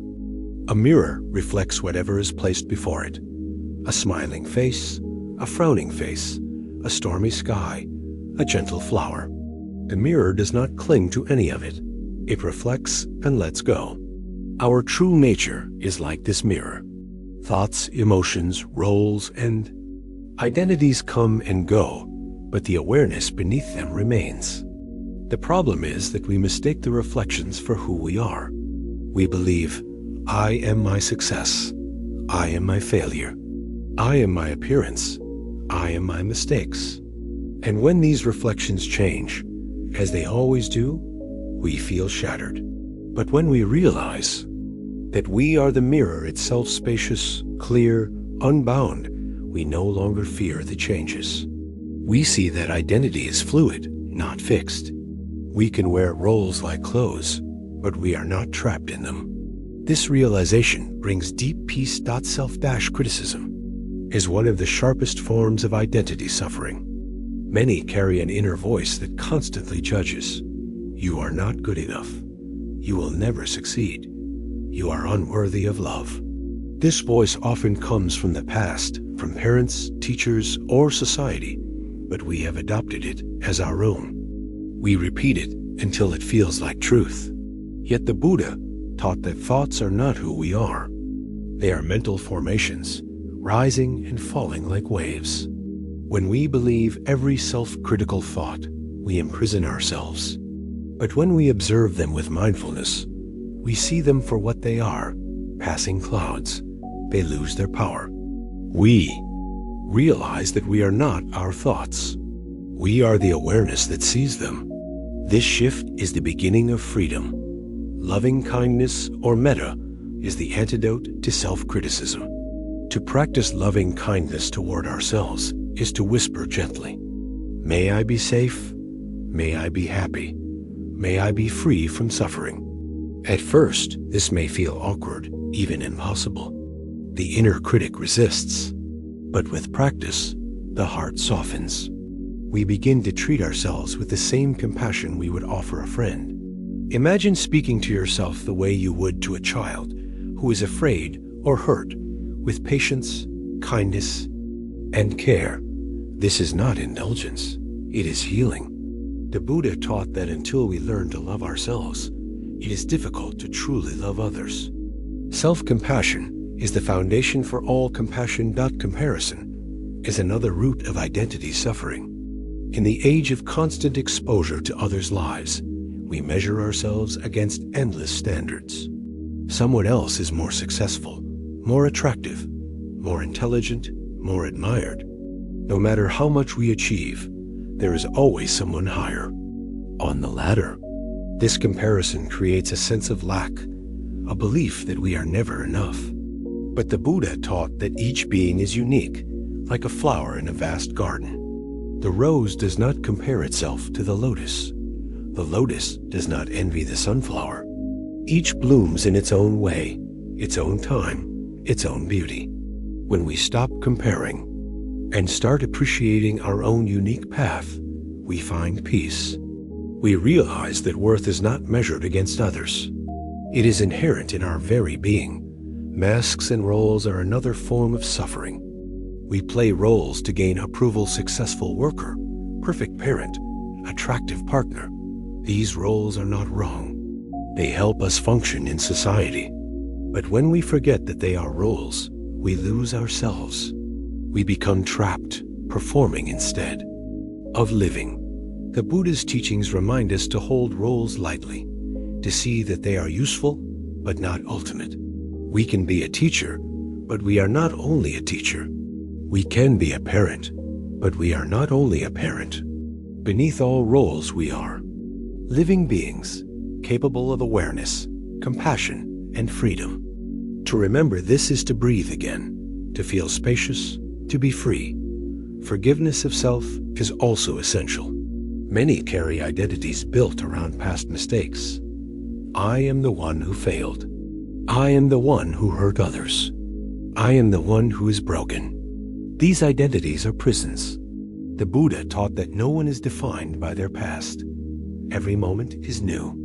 Every breath is a chance to begin again. Forgiveness is not pretending the past did not happen. It is recognizing that we are not bound to it. We can learn, we can grow, we can change. To say, I forgive myself, is to lay down a heavy burden and to step into the freedom of the present. It is to claim the possibility of becoming new. The search for identity is, at its heart, the search for authenticity. We long to be ourselves, without masks, without pretense. The Buddha's path leads us to this authenticity by showing us that the deepest self is not a fixed image, but a living awareness. When we rest in this awareness, we no longer need to prove ourselves. We no longer fear judgment. We no longer cling to roles. We live with openness, with courage, with truth. This is the freedom of being who we truly are, not a constructed image, but a living expression of life itself. This first half of our reflection has explored the roots of identity suffering: self-criticism, comparison, masks, and clinging to fixed roles, and the beginnings of transformation through mindfulness, self-compassion, forgiveness, and authenticity. In the next half of this part, we will look more deeply at how to live this freedom in daily life, how to practice self-acceptance, how to let go of perfectionism, how to find peace in impermanence, and how to discover the joy of simply being. The struggle with identity often shows itself in the pursuit of perfection. Many believe they must meet impossible standards before they are worthy of love or peace. They must look flawless, achieve constantly, never make mistakes. But perfectionism is a trap. It promises acceptance, but delivers exhaustion. The Buddha taught the middle path, a life of balance, free from extremes. Perfectionism is an extreme.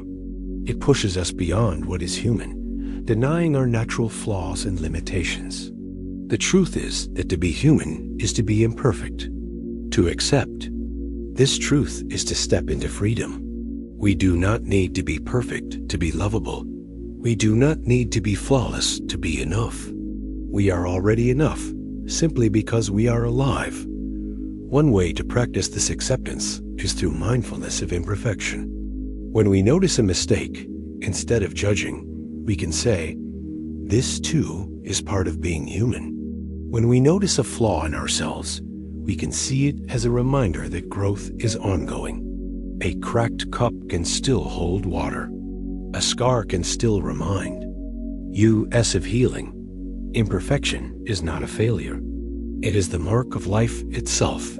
The Japanese art of kintsugi repairs broken pottery with gold, making the cracks part of the beauty. In the same way, our flaws, our wounds, our mistakes can become part of our beauty when we hold them with compassion. They are not signs of unworthiness, but signs that we are real, that we are alive, that we are learning. Another step toward freedom from identity suffering is self-acceptance. Self-acceptance does not mean we stop growing. It means we stop fighting who we are in this moment. Growth comes more easily when we are not at war with ourselves. Imagine trying to nurture a plant by shouting at it, demanding it grow faster, straighter, taller. The plant does not thrive under judgment. It thrives under care. We are the same. When we accept ourselves as we are, with kindness, growth becomes natural. We begin to live not from fear, but from love. And in this love, we discover a strength that perfectionism could never provide. Letting go of roles is another practice of liberation. We often define ourselves by our roles: parent, worker, student, partner. These roles are important, but they do not contain our full being.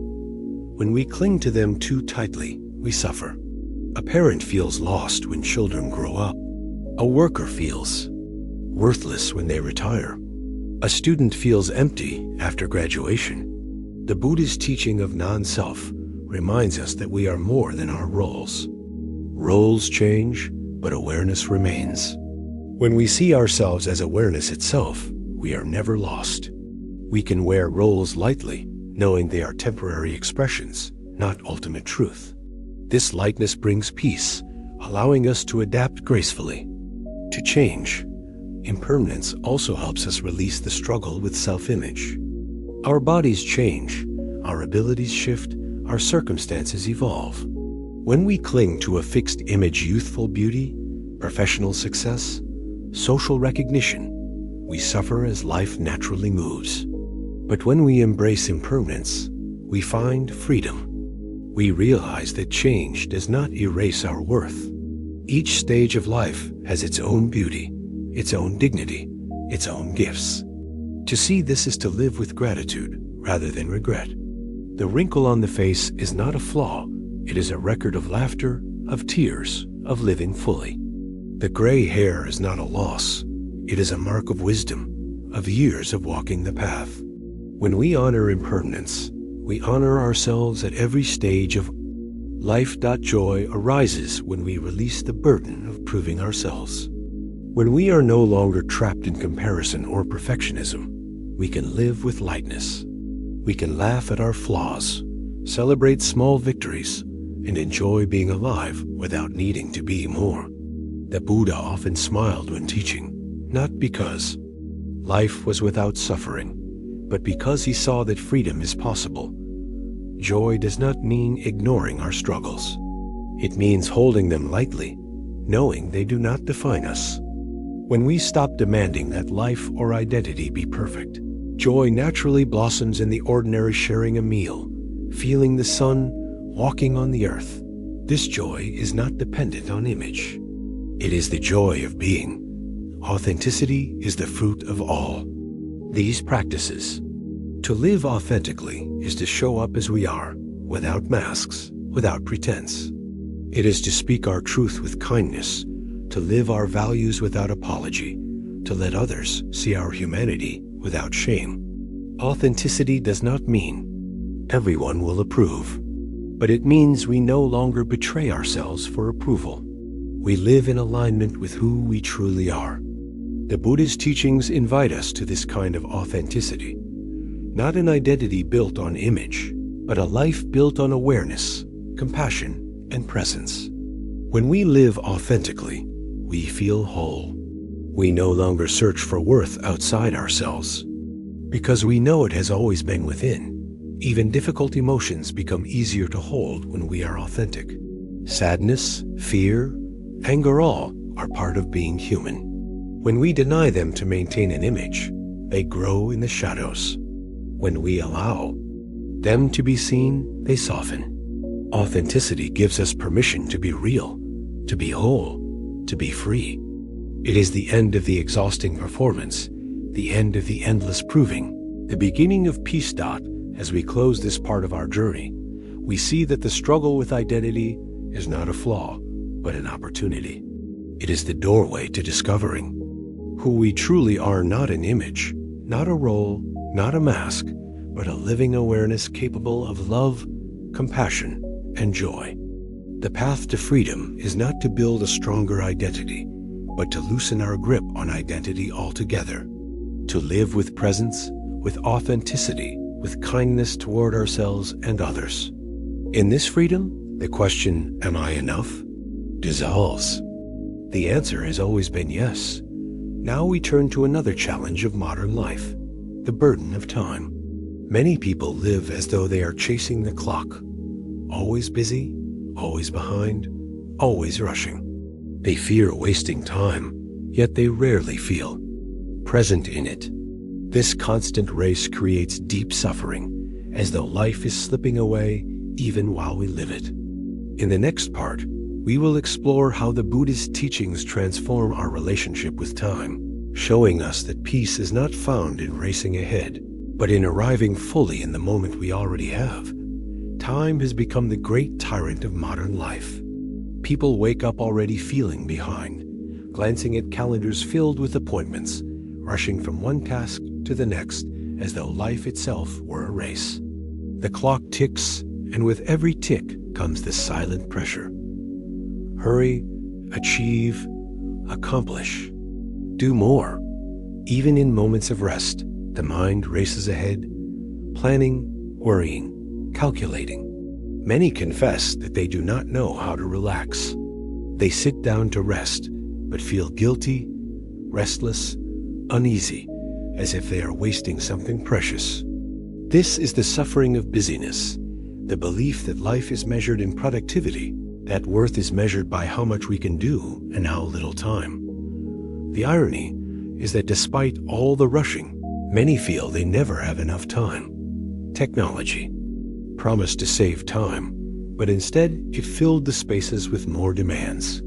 Emails, messages, notifications, each one a tug on the mind, each one insisting, now. We multitask, splitting our attention across screens and tasks, but in the end, the sense of hurry only grows. We live in constant acceleration, yet the faster we go, the more life slips through our fingers. The Buddha's wisdom points to the root of this suffering. We are rarely present. We live in the future, planning the next moment, fearing the loss of time, but we forget that the only moment we ever truly have is now. The teaching of mindfulness is a radical answer to the tyranny of time. Mindfulness says, stop, breathe. This moment is enough. When we are truly present, the weight of time disappears. A single breath can feel vast. A simple act, washing a dish, walking across a room, can hold the fullness of life. But when we are lost in busyness, even hours can vanish without meaning. The Buddha once compared life to a flash of lightning, brief and precious. To live mindfully is not to add more hours to our day, but to discover the depth within the hours we already have. When we live this way, we stop chasing time, and instead, we begin to inhabit it. Busyness is not only an external condition. It is an internal state of mind. Two people may have the same schedule, but one feels frantic while the other feels calm. The difference is not the number of tasks, but the quality of presence. The Buddha taught that peace is not found by rearranging circumstances alone. It is found by transforming the way we meet each moment. When the mind is scattered, even a light schedule feels overwhelming. When the mind is centered, even a busy day can feel spacious. The key is not to eliminate all activity, but to bring mindfulness into activity, to move slowly, even when moving quickly, to carry calm within us rather than waiting for the world to slow down. The craving for more time often arises from the illusion that the future will finally bring satisfaction. We say, when this project is finished, and I will rest. When this goal is reached, and I will enjoy life. When I retire, then I will finally be free. But life does not wait. The future never truly arrives. When tomorrow comes, it is only today again. If we cannot be at peace now, we will not be at peace then. The Buddha taught that postponing happiness for the future is one of the great traps of human life. True peace is available only in the present.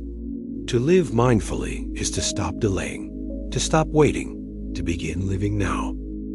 Another dimension of time suffering is the fear of wasting it. Many feel haunted by the idea that they are not doing enough, not achieving enough, not using time efficiently. But this obsession with efficiency steals the very joy of living. A child does not worry about wasting time while playing.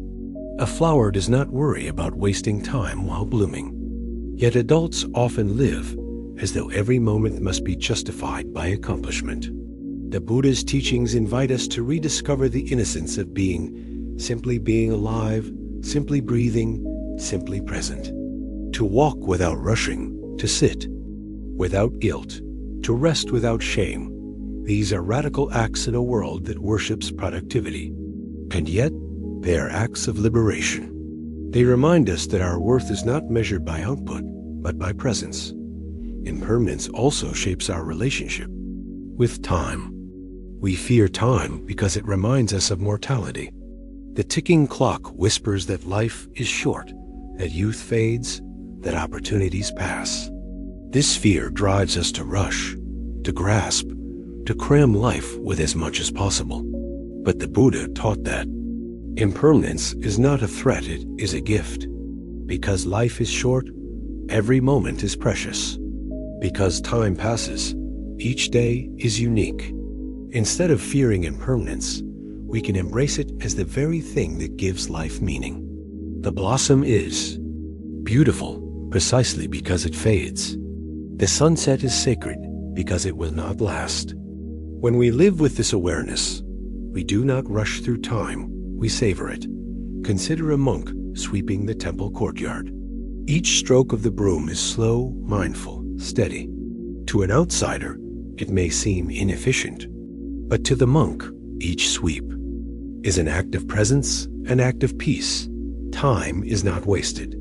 It is fulfilled. The same is true in daily life. Washing dishes, cooking meals, walking to the store, all can be done with mindfulness, transforming ordinary minutes into sacred ones. The Buddha's path is not about escaping time, but about awakening within it. This first half of our reflection has explored the roots of time suffering: busyness, rushing, fear of wasting time, and the obsession with the future. We have seen how mindfulness, presence, and impermanence begin to transform this suffering into peace. In the next half of this part, we will explore how to live this wisdom daily, how to create spaciousness in our schedules, how to find stillness in motion, how to savor rather than rush, and how to turn even the busiest days into opportunities for awakening thought. When we look closely, busyness is often less about necessity and more about habit. Many people are addicted to rushing. They feel uncomfortable in silence, uneasy in stillness, restless when nothing is demanding their attention. They reach for their phones, fill their calendars, add one more task, one more errand, one more commitment.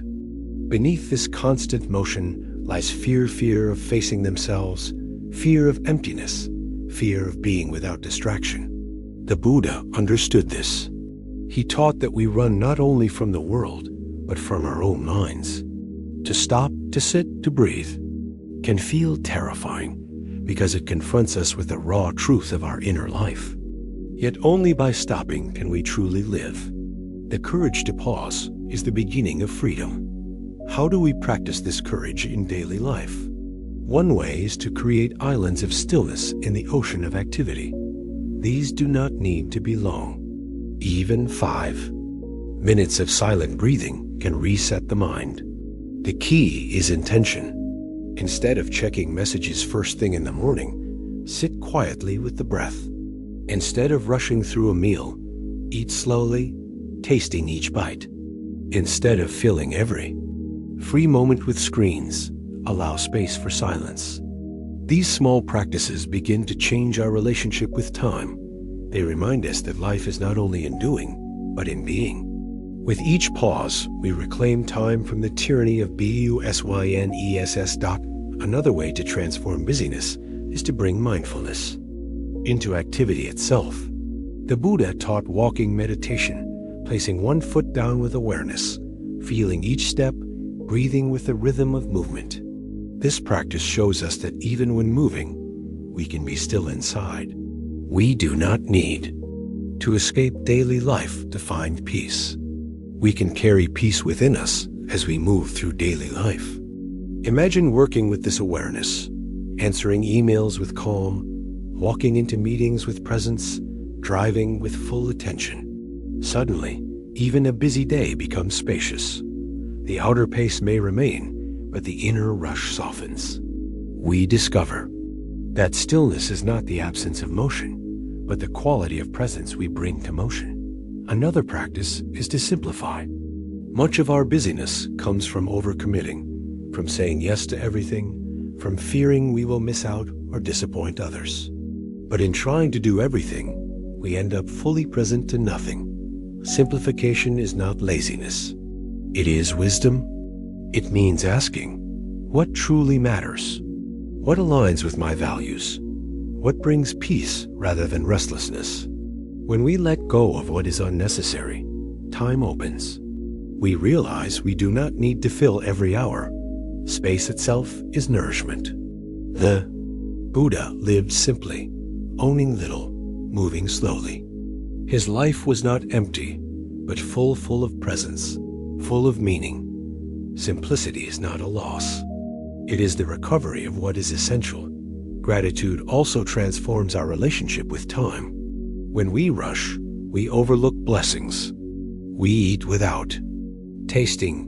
We walk without noticing. We speak without listening. But gratitude slows us down. It invites us to savor. A sip of water becomes a gift. A sunrise becomes a miracle. A conversation becomes a treasure. Gratitude does not add more hours to the day, but it deepens the hours we have. It reminds us that life is not slipping away. Life is right here, waiting to be seen. The anxious mind says, time is running out. Gratitude says, this moment is enough. Fear of wasting time often pushes us into relentless activity.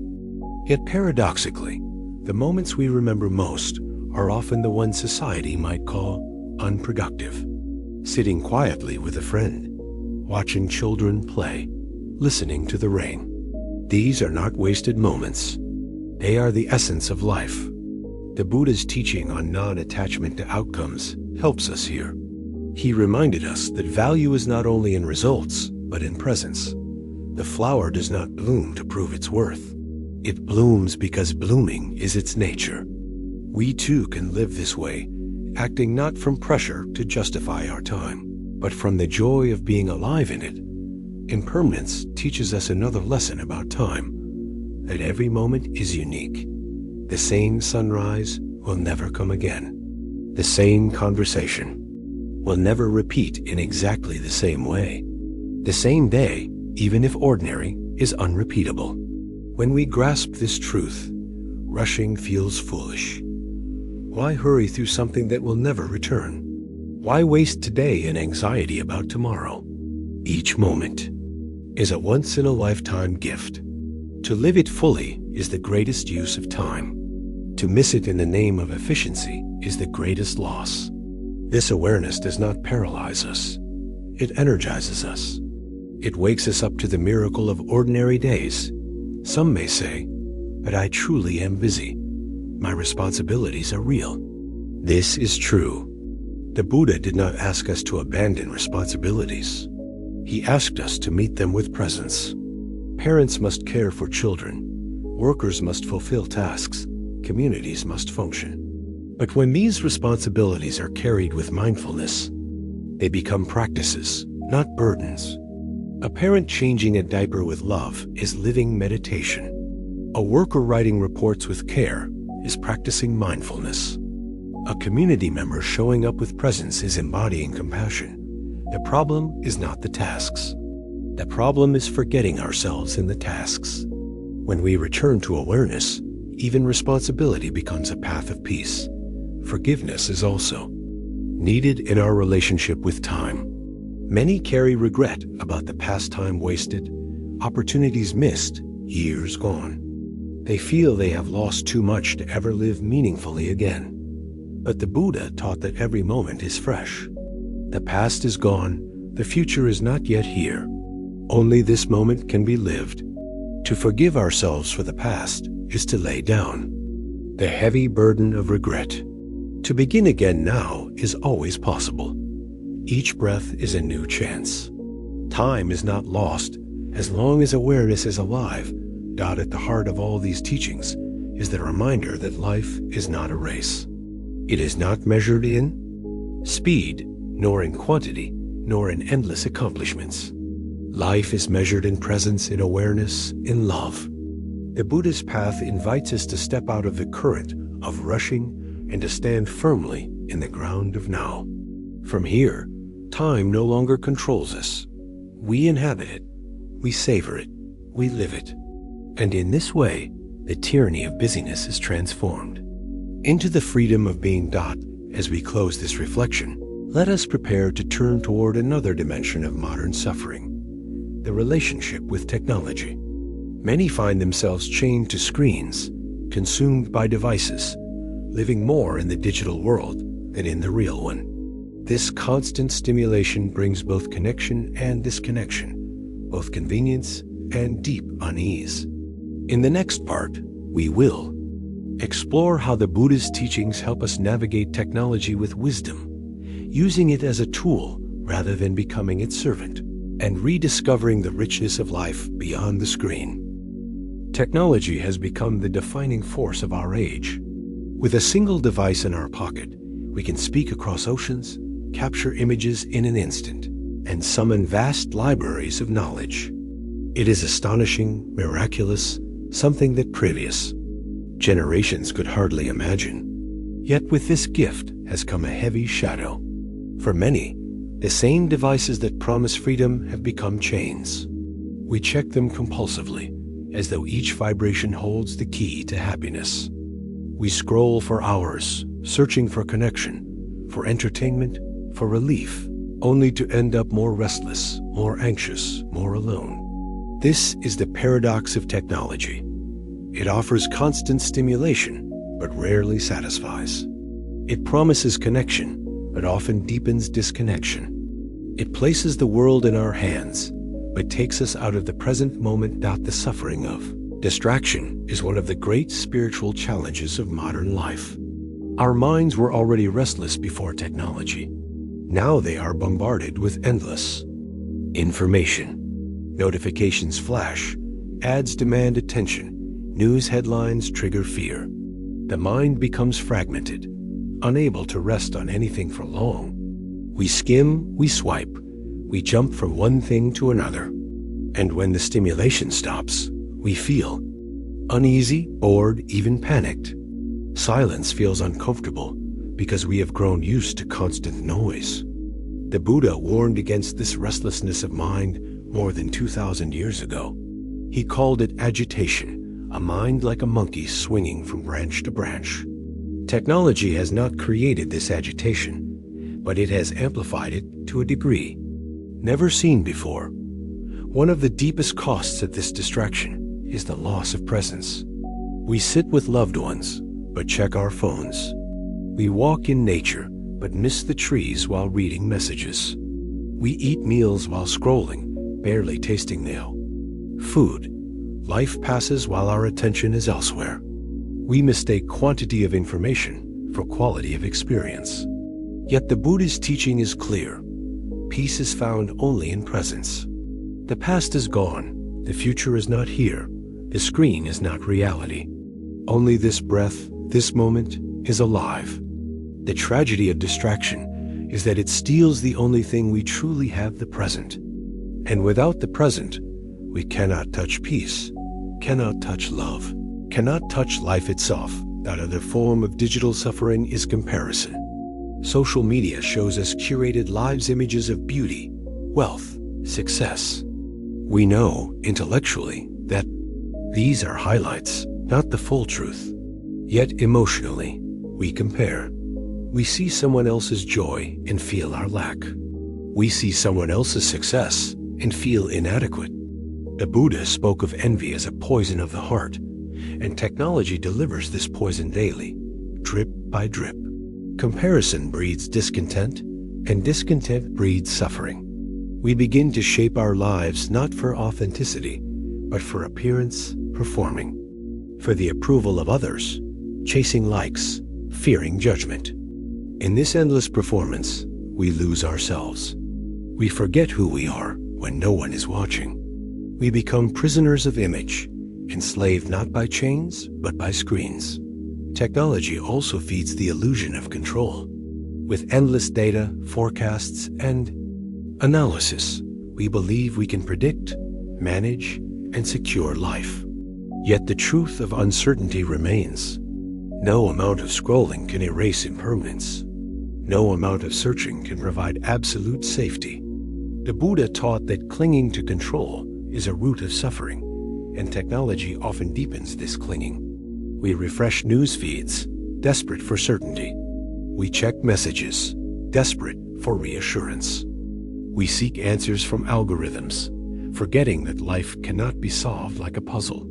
The more we cling, the more anxious we become. Technology amplifies this cycle, giving us the illusion of mastery while leaving us emptier inside. So how can we live wisely with technology? The Buddha's path is not to reject the world, but to walk through it with awareness. Technology itself is not the enemy.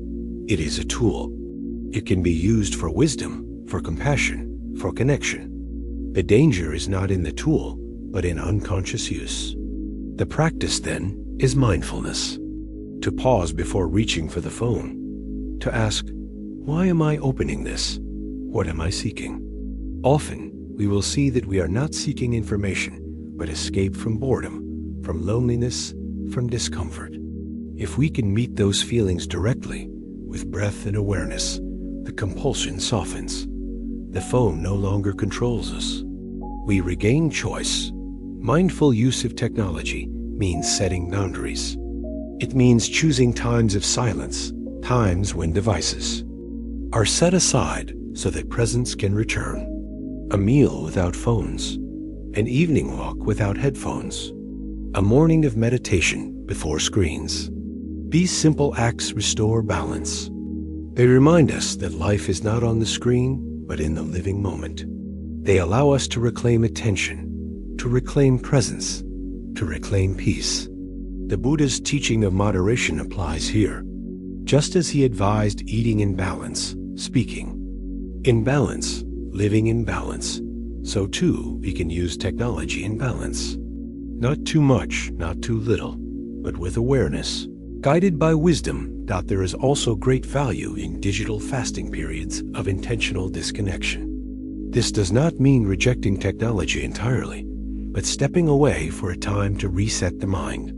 Even a few hours of silence can feel like a deep cleansing. A day without screens can feel like rediscovering life itself. During such fasts, we notice the world more vividly, the colors of the sky, the voices of loved ones, the texture of reality that is so easily drowned out by digital noise. These experiences remind us of what we are missing when distraction dominates. They strengthen our resolve to return again and again to presence. At the heart of all these practices is the simple truth that peace is not found in the next notification, the next scroll, the next update.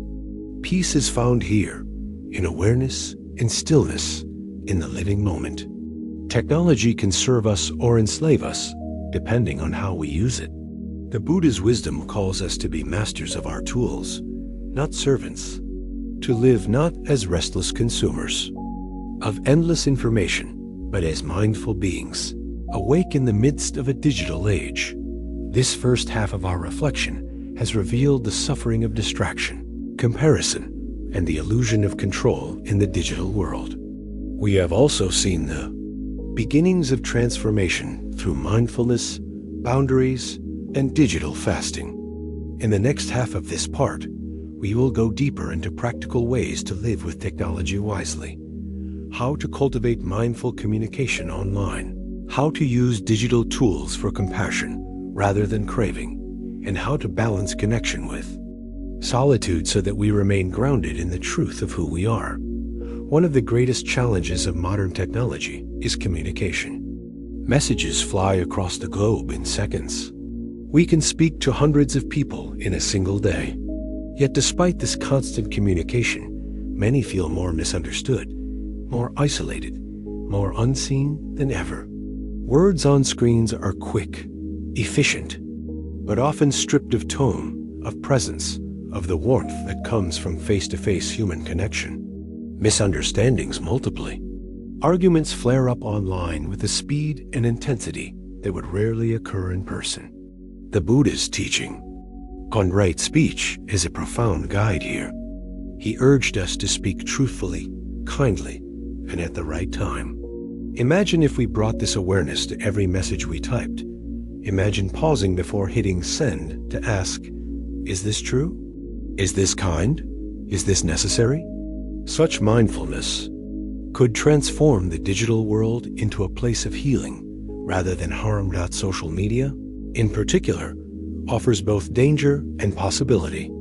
It can spread misinformation, envy, and division, but it can also spread compassion, solidarity, and wisdom. The Buddha taught that intention shapes karma, that the seeds we plant with our words and actions will bear fruit. Each post, each comment, each share is a seed. If we sow seeds of fear, anger, or vanity, we nourish suffering in the world. But if we sow seeds of kindness, encouragement, or wisdom, we nourish peace. To use technology with this awareness is to transform it from a trap of craving into a tool for awakening. A single message of compassion can travel farther than any spoken word, touching hearts we will never meet. Balance between connection and solitude is also essential. Technology keeps us constantly connected, yet often disconnected from ourselves. We fill every quiet moment with screens, leaving no space for reflection, no space for stillness. The Buddha often retreated into silence, not to escape people, but to deepen understanding. We too need such spaces. To disconnect from devices is to reconnect with ourselves. Solitude is not loneliness. It is the ground where self-awareness and wisdom grow. When we balance connection with solitude, we find strength. We can return to the digital world without being consumed by it. We can connect without losing ourselves. Another practice for living wisely with technology is mindful consumption. Just as we are mindful of the food we eat, we must be mindful of the information we take in. The Buddha spoke of nutriments, what we feed the body, the senses, the mind. Digital media is a powerful nutriment. If we consume constant fear, anger, or violence online, our minds will reflect fear, anger, and violence. If we consume wisdom, compassion, and peace, our minds will reflect those qualities. Each click is a choice. Each scroll is a form of feeding. To ask, is this nourishing my mind? Is this leading me toward peace or toward suffering? Is a practice of wisdom in the digital age. Technology can also be a mirror for our attachments. The urge to check the phone, the restlessness when Wi-Fi fails, the craving for likes, these reveal the mind's hunger for validation and distraction. Instead of judging ourselves for this, we can treat it as a teacher. Each moment of craving is a chance to see attachment clearly. Each moment of restlessness is a reminder to return to the breath. In this way, even technology becomes part of the path. It shows us where we cling, and it gives us endless opportunities to practice letting go. One beautiful possibility of technology is its ability to spread teachings. The words of the Buddha, once carried only by monks walking from village to village, can now reach across continents in seconds. People who would never step into a temple can listen to wisdom online. Meditation apps guide millions in mindfulness. Communities form across oceans, supporting one another on the path. These are miracles of our age. They remind us that technology itself is not the problem. It is a tool. The question is how we use it. With awareness, it can be a bridge to awakening. Without awareness, it can be a chain of craving. The key, as always, is mindfulness. To be mindful with technology is not to reject it, but to use it consciously. To pause before opening the screen, to notice when distraction takes over, to return, again and again, to presence. The Buddha did not live in a digital age, but his teachings are timeless. They remind us that the restless mind is not new. It has always been with us. Technology only magnifies it. And mindfulness has always been the cure. With each breath, we reclaim our freedom. With each pause, we step out of compulsion. With each act of conscious choice, we transform technology into a servant rather than a master. As we close this reflection, we can see that technology is both a challenge and an opportunity. It can scatter our minds or deepen our presence. It can feed craving or spread compassion. It can enslave us in distraction or free us through wisdom. The choice is ours. The Buddhist path is not about rejecting the world, but about awakening in it. In the digital age, this means awakening with our devices, our screens, our endless streams of information. It means living not as passive consumers, but as mindful beings, using technology as a tool for peace. When we do this, we discover that, even in the midst of a digital storm, the stillness of awareness is always here. Now we turn to another dimension of suffering that grows in the modern age: isolation and loneliness. Despite constant connection, many feel more alone than ever. They long for belonging, for intimacy, for community, but often struggle to find it.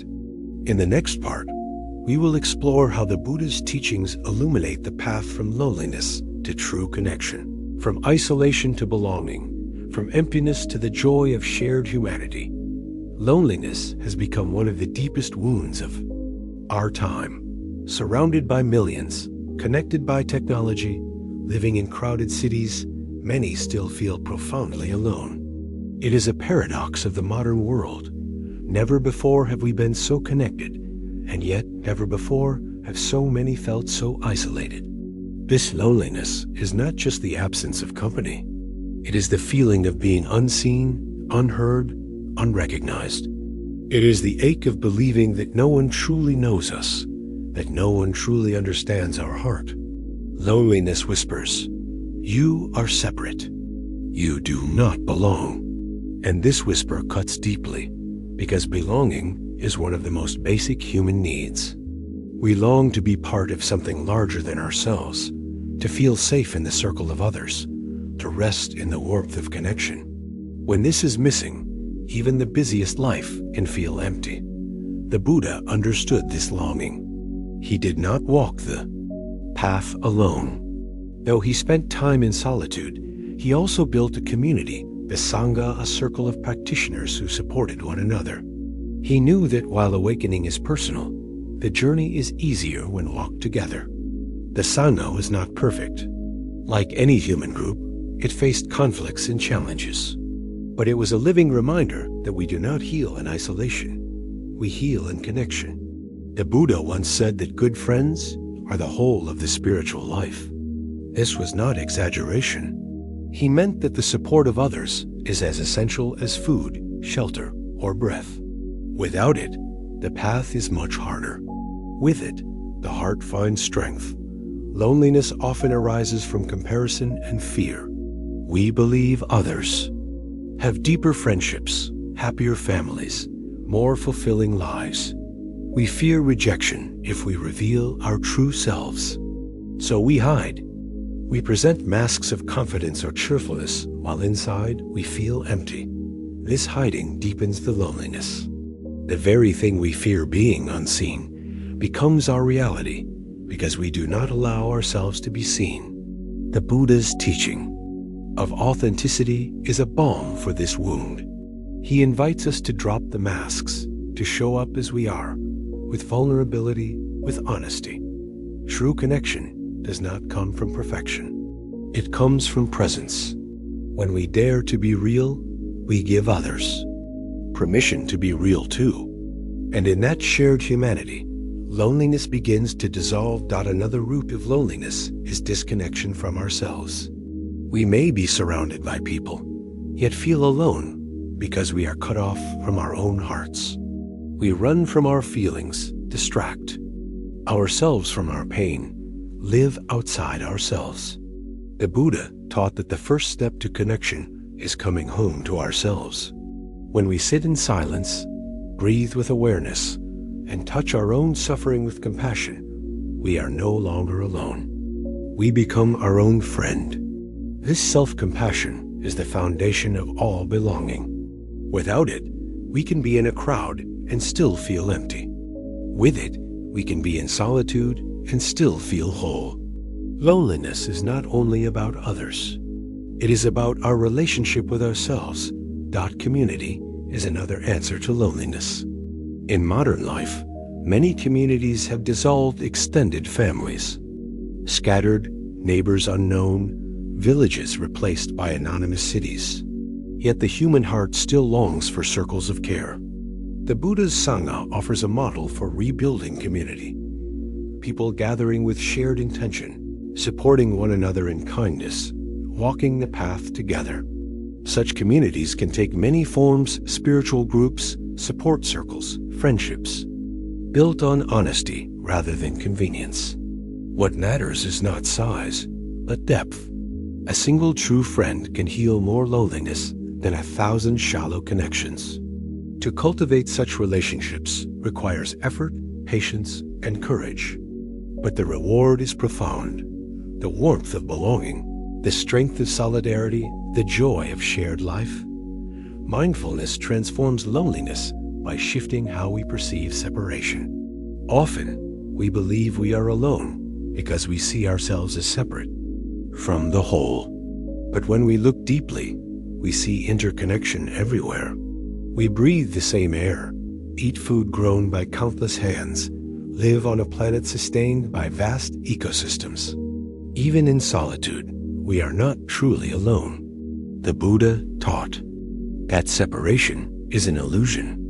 Loneliness arises when we forget this truth. When we remember it, the heart opens. Sitting under a tree, we feel its support. Breathing, we feel the gift of the earth.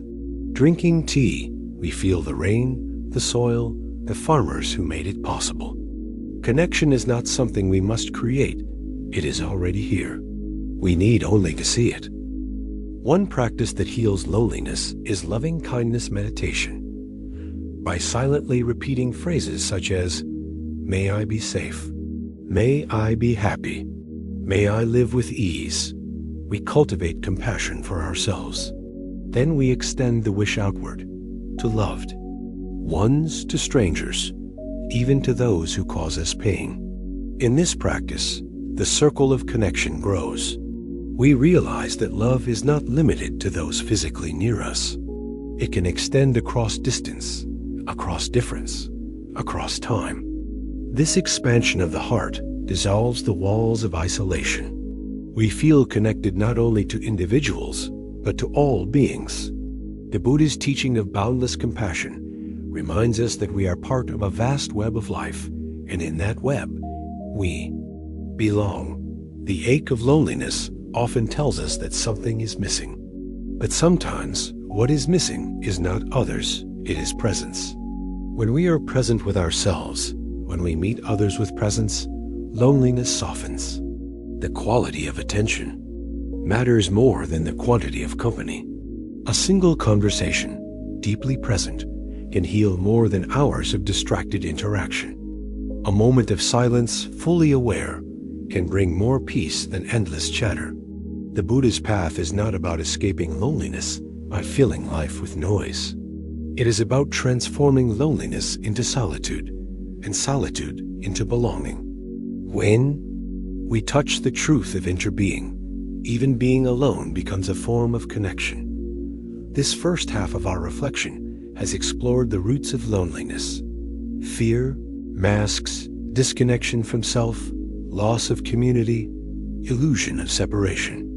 We have also seen the beginnings of transformation through authenticity, mindfulness, compassion, and community. In the next half of this part, we will explore how to live this transformation daily, how to build meaningful relationships, how to practice presence with others, how to find belonging in both solitude and community, and how to turn loneliness itself into a teacher on the path to awakening.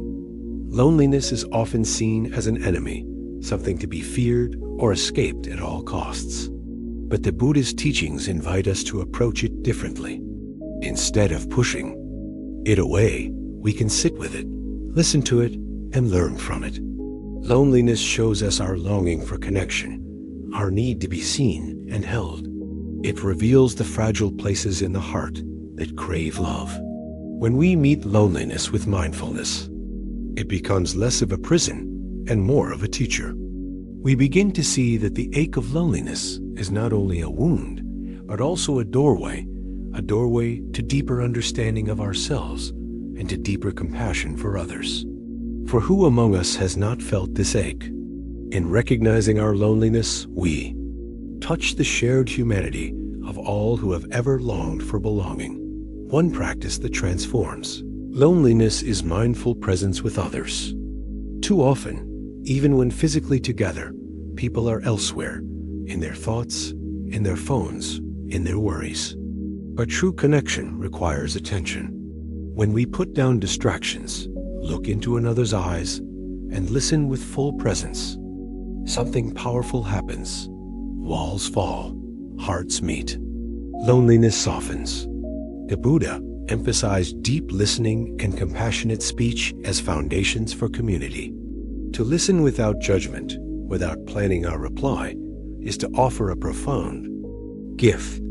To speak truthfully, kindly, and from the heart is to invite others into authentic connection. These practices do not require grand gatherings. They can happen in a single conversation, a single moment of genuine presence. Building meaningful relationships also requires courage. Loneliness tempts us to withdraw, to protect ourselves from the risk of rejection. But connection requires vulnerability. To say, "This is who I am, this is what I feel," is to open the heart.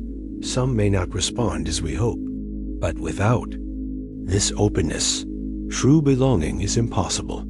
The Buddha's teaching of fearlessness encourages us to step forward, to risk authenticity, to trust that even if some doors close, others will open. Belonging cannot be forced, but it can be invited by our willingness to be real. Community, or Sangha, is another essential support. In the Buddha's time, the Sangha was a circle of monks and nuns who practiced together. Today, Sangha can take many forms: spiritual groups, circles of friends, support networks, families of choice. What matters is the intention: to support one another on the path, to offer refuge in kindness, to walk together in awareness. Such communities are not perfect, but they are healing. They remind us that we are not alone, that others share our struggles, that we belong to something larger than ourselves. To find or create such community is a powerful antidote to loneliness. Solitude, when embraced with awareness, also transforms. Many fear being alone because they equate it with loneliness. But solitude can be a source of strength. When we sit quietly with ourselves, without distraction, we discover that we are not empty. We are full of life, full of breath, full of awareness. Solitude becomes a friend, not a threat. The Buddha himself spent long periods in solitude, and he encouraged his disciples to do the same. He knew that only when we are at home with ourselves can we truly be at home with others. Solitude teaches us self-sufficiency. grounding us in awareness so that our connections with others are not born of desperation, but of wholeness. Another way to transform loneliness is through service. When we reach out to help others, our focus shifts from our own lack to the needs of those around us. This does not mean ignoring our pain, but rather allowing compassion to flow outward. Volunteering, caring for a neighbor, offering a kind word, these acts dissolve isolation. They remind us that we are part of the human family. The Buddha taught that compassion is both medicine for others and medicine for ourselves. In serving, we discover connection. In giving, we discover belonging. Loneliness begins to fade, replaced by the joy of shared humanity. Spiritual belonging is another dimension often overlooked. Loneliness is not only about lacking human company. It can also be the sense of being cut off from something larger, from nature, from life, from the sacred. The Buddhist teachings on interbeing heal this wound. To sit under a tree, feeling its shade, to listen to the sound of rain, knowing it nourishes all beings, to breathe, aware that the air has moved through countless lives before reaching our lungs. These practices remind us that we are never truly alone.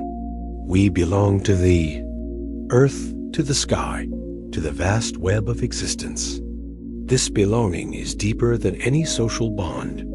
It is the truth of our nature. To awaken to it is to dissolve the illusion of isolation. Forgiveness also plays a role in healing loneliness. Many remain isolated because of old wounds, betrayals, rejections, conflicts that have not healed. These wounds create walls around the heart. Forgiveness does not mean forgetting or excusing harm. It means releasing the grip of the past so that the heart can open again. The Buddha taught that holding on to anger is like grasping a hot coal, burning ourselves while waiting to throw it. In the same way, holding on to resentment keeps us trapped in loneliness. Forgiveness is setting the coal down. It is saying, I will no longer let this wound keep me from connection. In forgiveness, we make space for new belonging. At the deepest level, the Buddha's path transforms loneliness by dissolving the illusion of a separate self. Loneliness is the belief, I am cut off, I am separate, I am alone. But the Buddha taught that the self is not isolated. It is made of non-self elements, our parents, our ancestors, the earth, the rain, the sun. When we look deeply, we see that we are not alone because we could not exist without countless others. This insight does not deny the feeling of loneliness, but it reveals its illusion.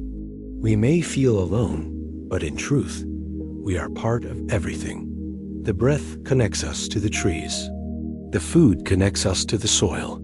Our very body connects us to the universe. In this realization, the ache of loneliness transforms into the peace of belonging. As we close this reflection, we see that loneliness, though painful, can become a teacher.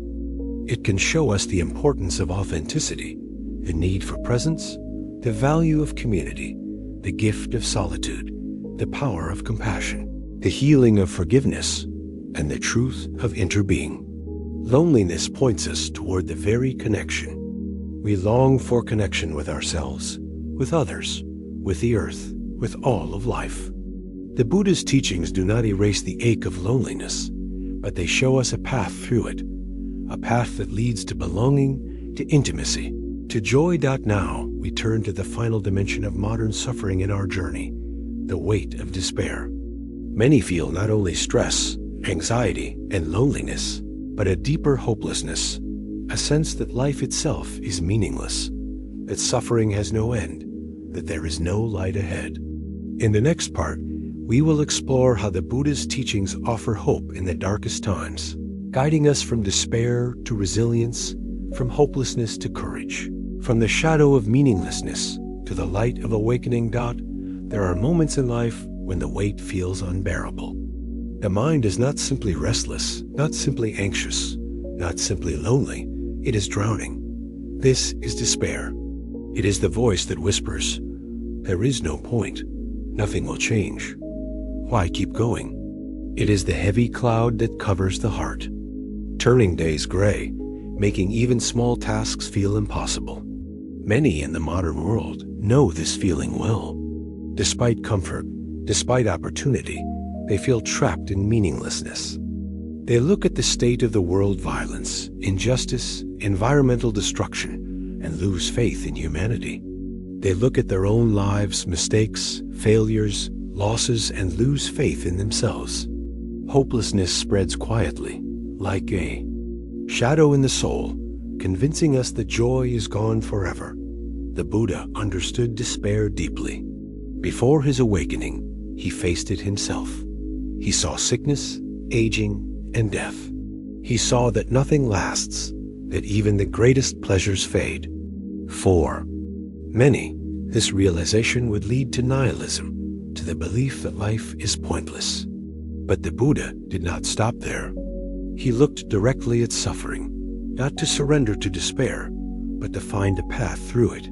He taught that while suffering is real, it is not the end of the story. There is a way out. This message that suffering exists, but so does liberation is. The great gift of the Dharma. It is hope, not built on illusions, but on truth. Despair often grows from the illusion of permanence. We believe that our pain will last forever, that our situation will never change, that the darkness will never lift. The Buddha's teaching of impermanence is the antidote. Everything changes. No matter how deep the night, the dawn comes. No matter how heavy the storm, the sky clears. Our pain, too, is not eternal. It rises, it falls, it shifts. When we remember this, despair loosens its grip. We begin to see that what feels endless is, in truth, temporary. Hope does not mean pretending that pain is absent. It means trusting. That pain is not permanent. Another source of despair is the belief that we are alone in our suffering. We think, no one else feels this. No one else understands. But the Buddha taught that suffering is universal. To be human is to know loss, fear, disappointment. When we recognize this, our suffering connects us rather than isolates us. We see that countless others have walked through despair and found light again. Their stories become our encouragement. The Sangha, the community, is a reminder that we are not alone. When we share our pain honestly, we discover that others carry similar burdens. Compassion flows, both given and received. And in that compassion, hope is reborn. Mindfulness is another key to transforming despair. When hopelessness arises, the mind spins stories. This will never end. I am worthless. Life has no meaning. These stories feel like truth, but they are thoughts, not reality. The Buddha taught us to observe them without judgment. This is despair. This is a thought. This is a feeling. By naming them, we create space. We step back from the spiral and remember that awareness is larger than despair. Like clouds drifting across the sky, despair passes through the vastness of awareness. It does not define us. We are not despair itself. We are the awareness that sees it. This shift, even if small, is a seed of hope. Compassion for ourselves is also essential. When despair strikes, many blame themselves. I should be stronger. I should not feel this way. This self-criticism deepens the wound. Buddha's path offers another way, to meet despair with kindness, to say gently, this is suffering. May I be kind to myself in this moment. Imagine holding yourself as you would hold a frightened child, not with judgment, but with care. This simple act of self-compassion can break the cycle of despair. It reminds us that even in the darkest times, we are worthy of love, especially. Our own God. Another teaching that brings hope is the truth of the path. The Buddha taught the Noble Eightfold Path as a way to transform suffering. Right view, right intention, right speech, right action, right livelihood, right effort, Right mindfulness, right concentration, these are not abstract ideas. They are practical steps. Despair tells us there is no way forward. The path shows. There is always a way forward, one step at a time. Even the smallest step, one mindful breath, one act of kindness, one moment of awareness, is movement toward freedom. Hope grows not from imagining a distant future, but from seeing that in this moment, something is possible. Faith also plays a role, not blind faith, but the quiet trust that life can change. The Buddha encouraged faith grounded in practice. When we practice mindfulness, compassion, presence, we taste freedom, even for a moment. These small tastes become evidence. They remind us that despair is not absolute, that joy is still possible. This faith is like a lantern in the dark. It may not banish the night, but it gives enough light for the next step. And step by step, the path unfolds. As we reflect on despair, we see that it is not a dead end, but a turning point. Many who have walked through deep hopelessness have emerged with greater compassion, greater wisdom, greater strength. The Buddha himself is an example. His confrontation with suffering did not destroy him. It awakened him. In this sense, despair can be a doorway to awakening. It strips away illusions, forcing us to face what is real. And in that raw honesty, the possibility of transformation is born. This first half of our reflection has explored the nature of despair, its roots in permanence, isolation, and self-criticism, and the beginnings of transformation through impermanence, compassion, mindfulness, community, and the path. In the next half of this part, we will explore more deeply how to nurture hope in daily life, how to find strength in small steps, how to use despair as fuel for compassion, how to cultivate resilience, and how to live with courage even when the future is uncertain. Despair often feels like the end of the road, but the Buddha's teachings show us it can be the beginning of a new path. When everything falls apart, when old certainties collapse, when hope vanishes, we are left raw and open. This openness, though painful, can be fertile ground for transformation. In despair, the masks drop. We stop pretending. We see life as it is fragile, uncertain, impermanent. And in that clarity, we can begin again. The Buddha called this beginner's mind, the willingness to start fresh without clinging to what has been or fearing what may come. Despair strips us down, but in that stripping, it offers a chance to rebuild on deeper, truer foundations. Resilience begins with small steps. When despair tells us, "Nothing matters," the path replies, "This moment matters." We do not need to solve everything at once. We need only to take the next breath with awareness. We need only to rise, to walk, to eat, to care for ourselves. Gently, these small acts repeated build strength. The Buddha taught that the path is walked step by step, breath by breath. No one awakens in an instant. Awakening is the fruit of steady practice. In the same way, healing from despair is not sudden, but gradual. Each mindful moment is a thread of hope, weaving a new fabric of life. That service to others is another way despair is transformed. When hopelessness closes in, the mind focuses on self, on our own pain, our own story. This can become a heavy circle. But when we turn outward, when we offer kindness to another, even in small ways, something shifts. The burden lightens. We realize that others suffer too, and that our compassion can ease their pain. This realization gives meaning. It reminds us that even in despair, we have something to give. The Buddha often emphasized compassion as both a practice and a medicine. When we give, we receive. When we comfort, we are comforted. Service does not erase despair, but it transforms it into connection and purpose. Another way to nurture hope is through gratitude. Despair blinds us to what is still good, still beautiful, still alive. It narrows our vision until all we see is darkness. Gratitude widens that vision. By noticing even the smallest blessings, a breath, a tree, a smile, we break the spell of despair.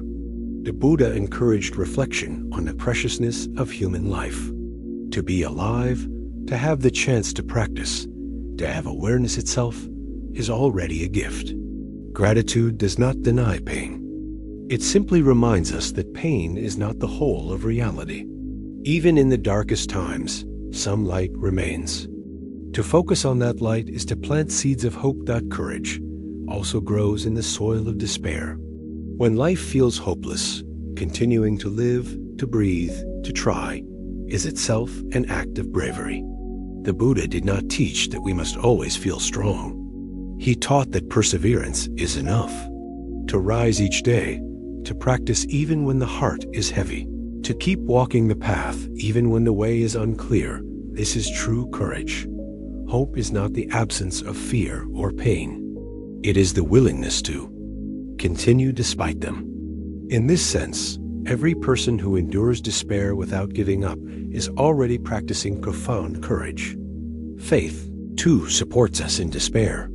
Not blind belief, but the trust that transformation is possible.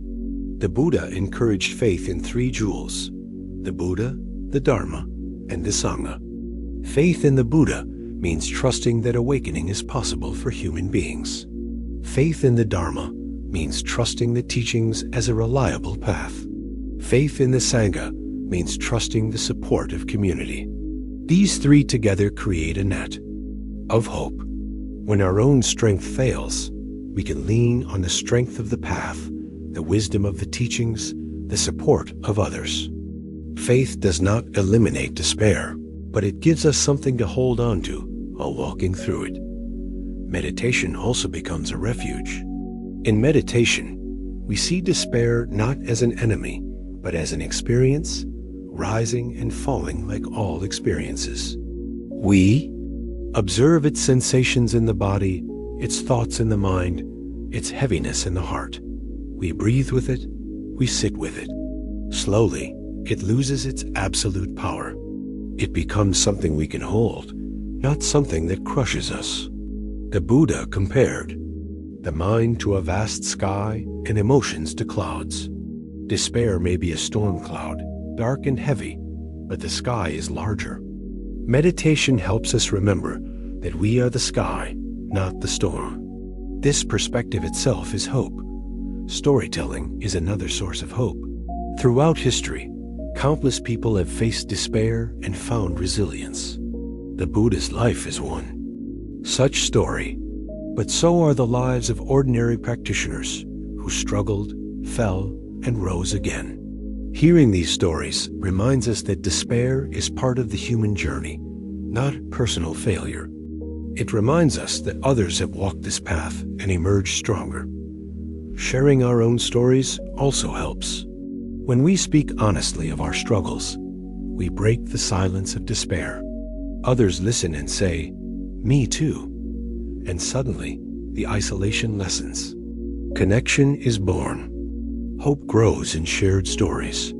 Ultimately, despair is transformed when we realize that life's meaning is not given from outside, it is created in how we live. The Buddha did not offer an external savior to remove suffering. He offered a path for us to walk, a way to transform suffering into wisdom. In this sense, despair becomes the very ground of awakening. Without suffering, there would be no need to seek. Without despair, there would be no longing for truth. Our darkest moments can become the soil where the deepest wisdom grows. The lotus blooms in the mud, not in clear water. In the same way, awakening often blooms from despair. As we close this final part of our exploration, we see that despair is not the end of hope, but its beginning. It strips us bare, but in that bareness, it reveals what is essential: breath, awareness, compassion, resilience. The Buddha's teachings do not deny despair. They meet it with courage, with truth, with love. And in that meeting, hope is reborn, not a fragile hope based on circumstances, but a deep hope rooted in the very nature of life. For life itself is resilient. Seasons change, wounds heal, hearts open. Awakening is possible. Despair tells us there is no light. The Dharma shows us that the light has never left. It is within us, waiting to be seen. Now, as our journey through suffering and liberation nears its close, we turn to a final reflection. We have explored stress, anxiety, money, relationships, time, technology, loneliness, despair.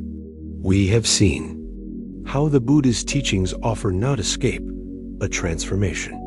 In the conclusion, we will gather these threads, weaving them into a single message of hope, that no matter what we face, there is a path of freedom, a way to live with peace, compassion, and joy. We have walked a long path together. We began by facing the raw pain of modern life stress, anxiety, financial struggles, relationship wounds, the restless chase for meaning, the battle with identity, the burden of time, the traps of technology, the ache of loneliness, and finally, the heavy shadow of despair. Each of these is a face of suffering, and each one is deeply familiar in our age. They are not abstract ideas. They are the very struggles that fill our days and nights. They are the whispers that haunt our thoughts, the weights that press on our hearts, the storms that shake our lives. To name them honestly is the first act of courage. To look at them directly, without running, is the first step of awakening.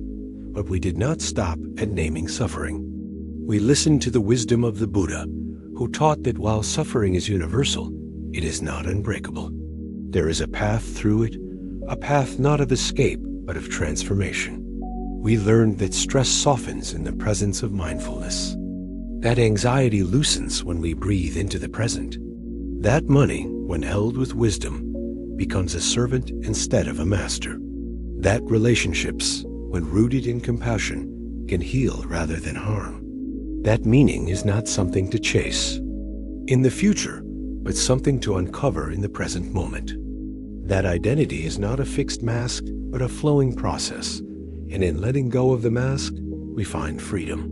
That time is not an enemy, but a gift, and when we stop rushing, we finally arrive in life.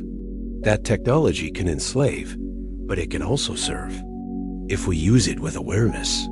That loneliness dissolves when we discover the truth of interconnection, and that despair itself, though heavy, can become the doorway to awakening, the soil in which resilience and wisdom bloom. Throughout this journey, one thread has run through every teaching: presence. The Buddha did not give us distant promises or abstract theories. He gave us tools to return to this moment: breath, awareness, compassion. These simple practices are profound. They remind us that life is always here, that peace is always possible, that freedom is never farther than a single mindful step away. The world may not change overnight. Our struggles may not vanish, but our relationship with them can change. And in that change, everything shifts. Stress becomes a teacher. Anxiety becomes a guide. Loneliness becomes a call to connection. Despair becomes a seed of awakening. Nothing is wasted. Every struggle contains within it the possibility of freedom. As we reflect, we see that the Buddha's wisdom is not about building a perfect life. It is about living fully in the life we already have. It is about meeting each moment with clarity, with compassion, with courage. We do not need to wait for a different future to begin living. We do not need to fix everything before we can find peace. Peace is available now, in this very breath. This is the radical message of the Dharma, that freedom is not somewhere else, sometime later. It is here, in the middle of our imperfect lives, waiting to be touched. Hope is not the denial of suffering. Hope is the recognition that suffering is not the whole story. The Buddha's own life is the embodiment of this hope. He saw sickness, aging, and death, He faced despair, but he did not stop there. He sat beneath the Bodhi tree, and in the depth of his suffering, he discovered awakening. His story is not just his, it is ours. It is the reminder that no matter how heavy the darkness, light is possible. No matter how deep the wound, healing is possible. No matter how strong the despair, awakening is possible. This is the hope that carries us. Not a fragile hope dependent on circumstances, but a deep hope rooted in the truth of impermanence, compassion, and interbeing. And so we arrive at the end of our shared journey, but also at the beginning of your own. What will you carry forward? Perhaps a breath, a pause, a moment of awareness in the middle of the rush. Perhaps a gentle word to yourself when the critic arises.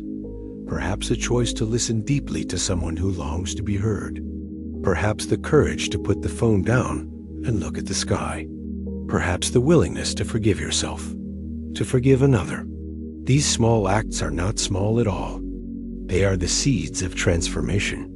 They are the steps of awakening. They are the way suffering is turned into freedom, moment by moment. Remember, you are not alone. Countless others walk this path. Countless others struggle and rise again.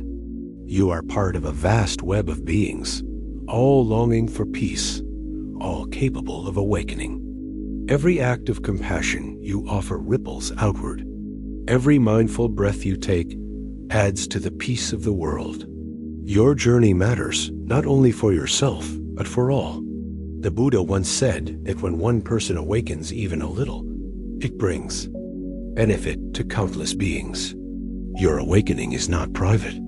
It is part of the awakening of the whole dot.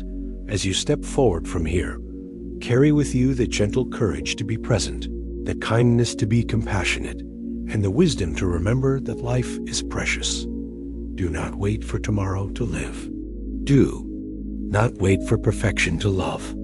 Do not wait for certainty to find peace. Begin now. This moment is enough. This breath is enough. You are enough. The suffering of modern life is real, but so is the path of freedom. You have seen it. You have walked it. And now it is yours to continue. May you walk it with courage. May you walk it with compassion. May you walk it with joy. May your steps be gentle, and may they leave a trail of peace for others to follow.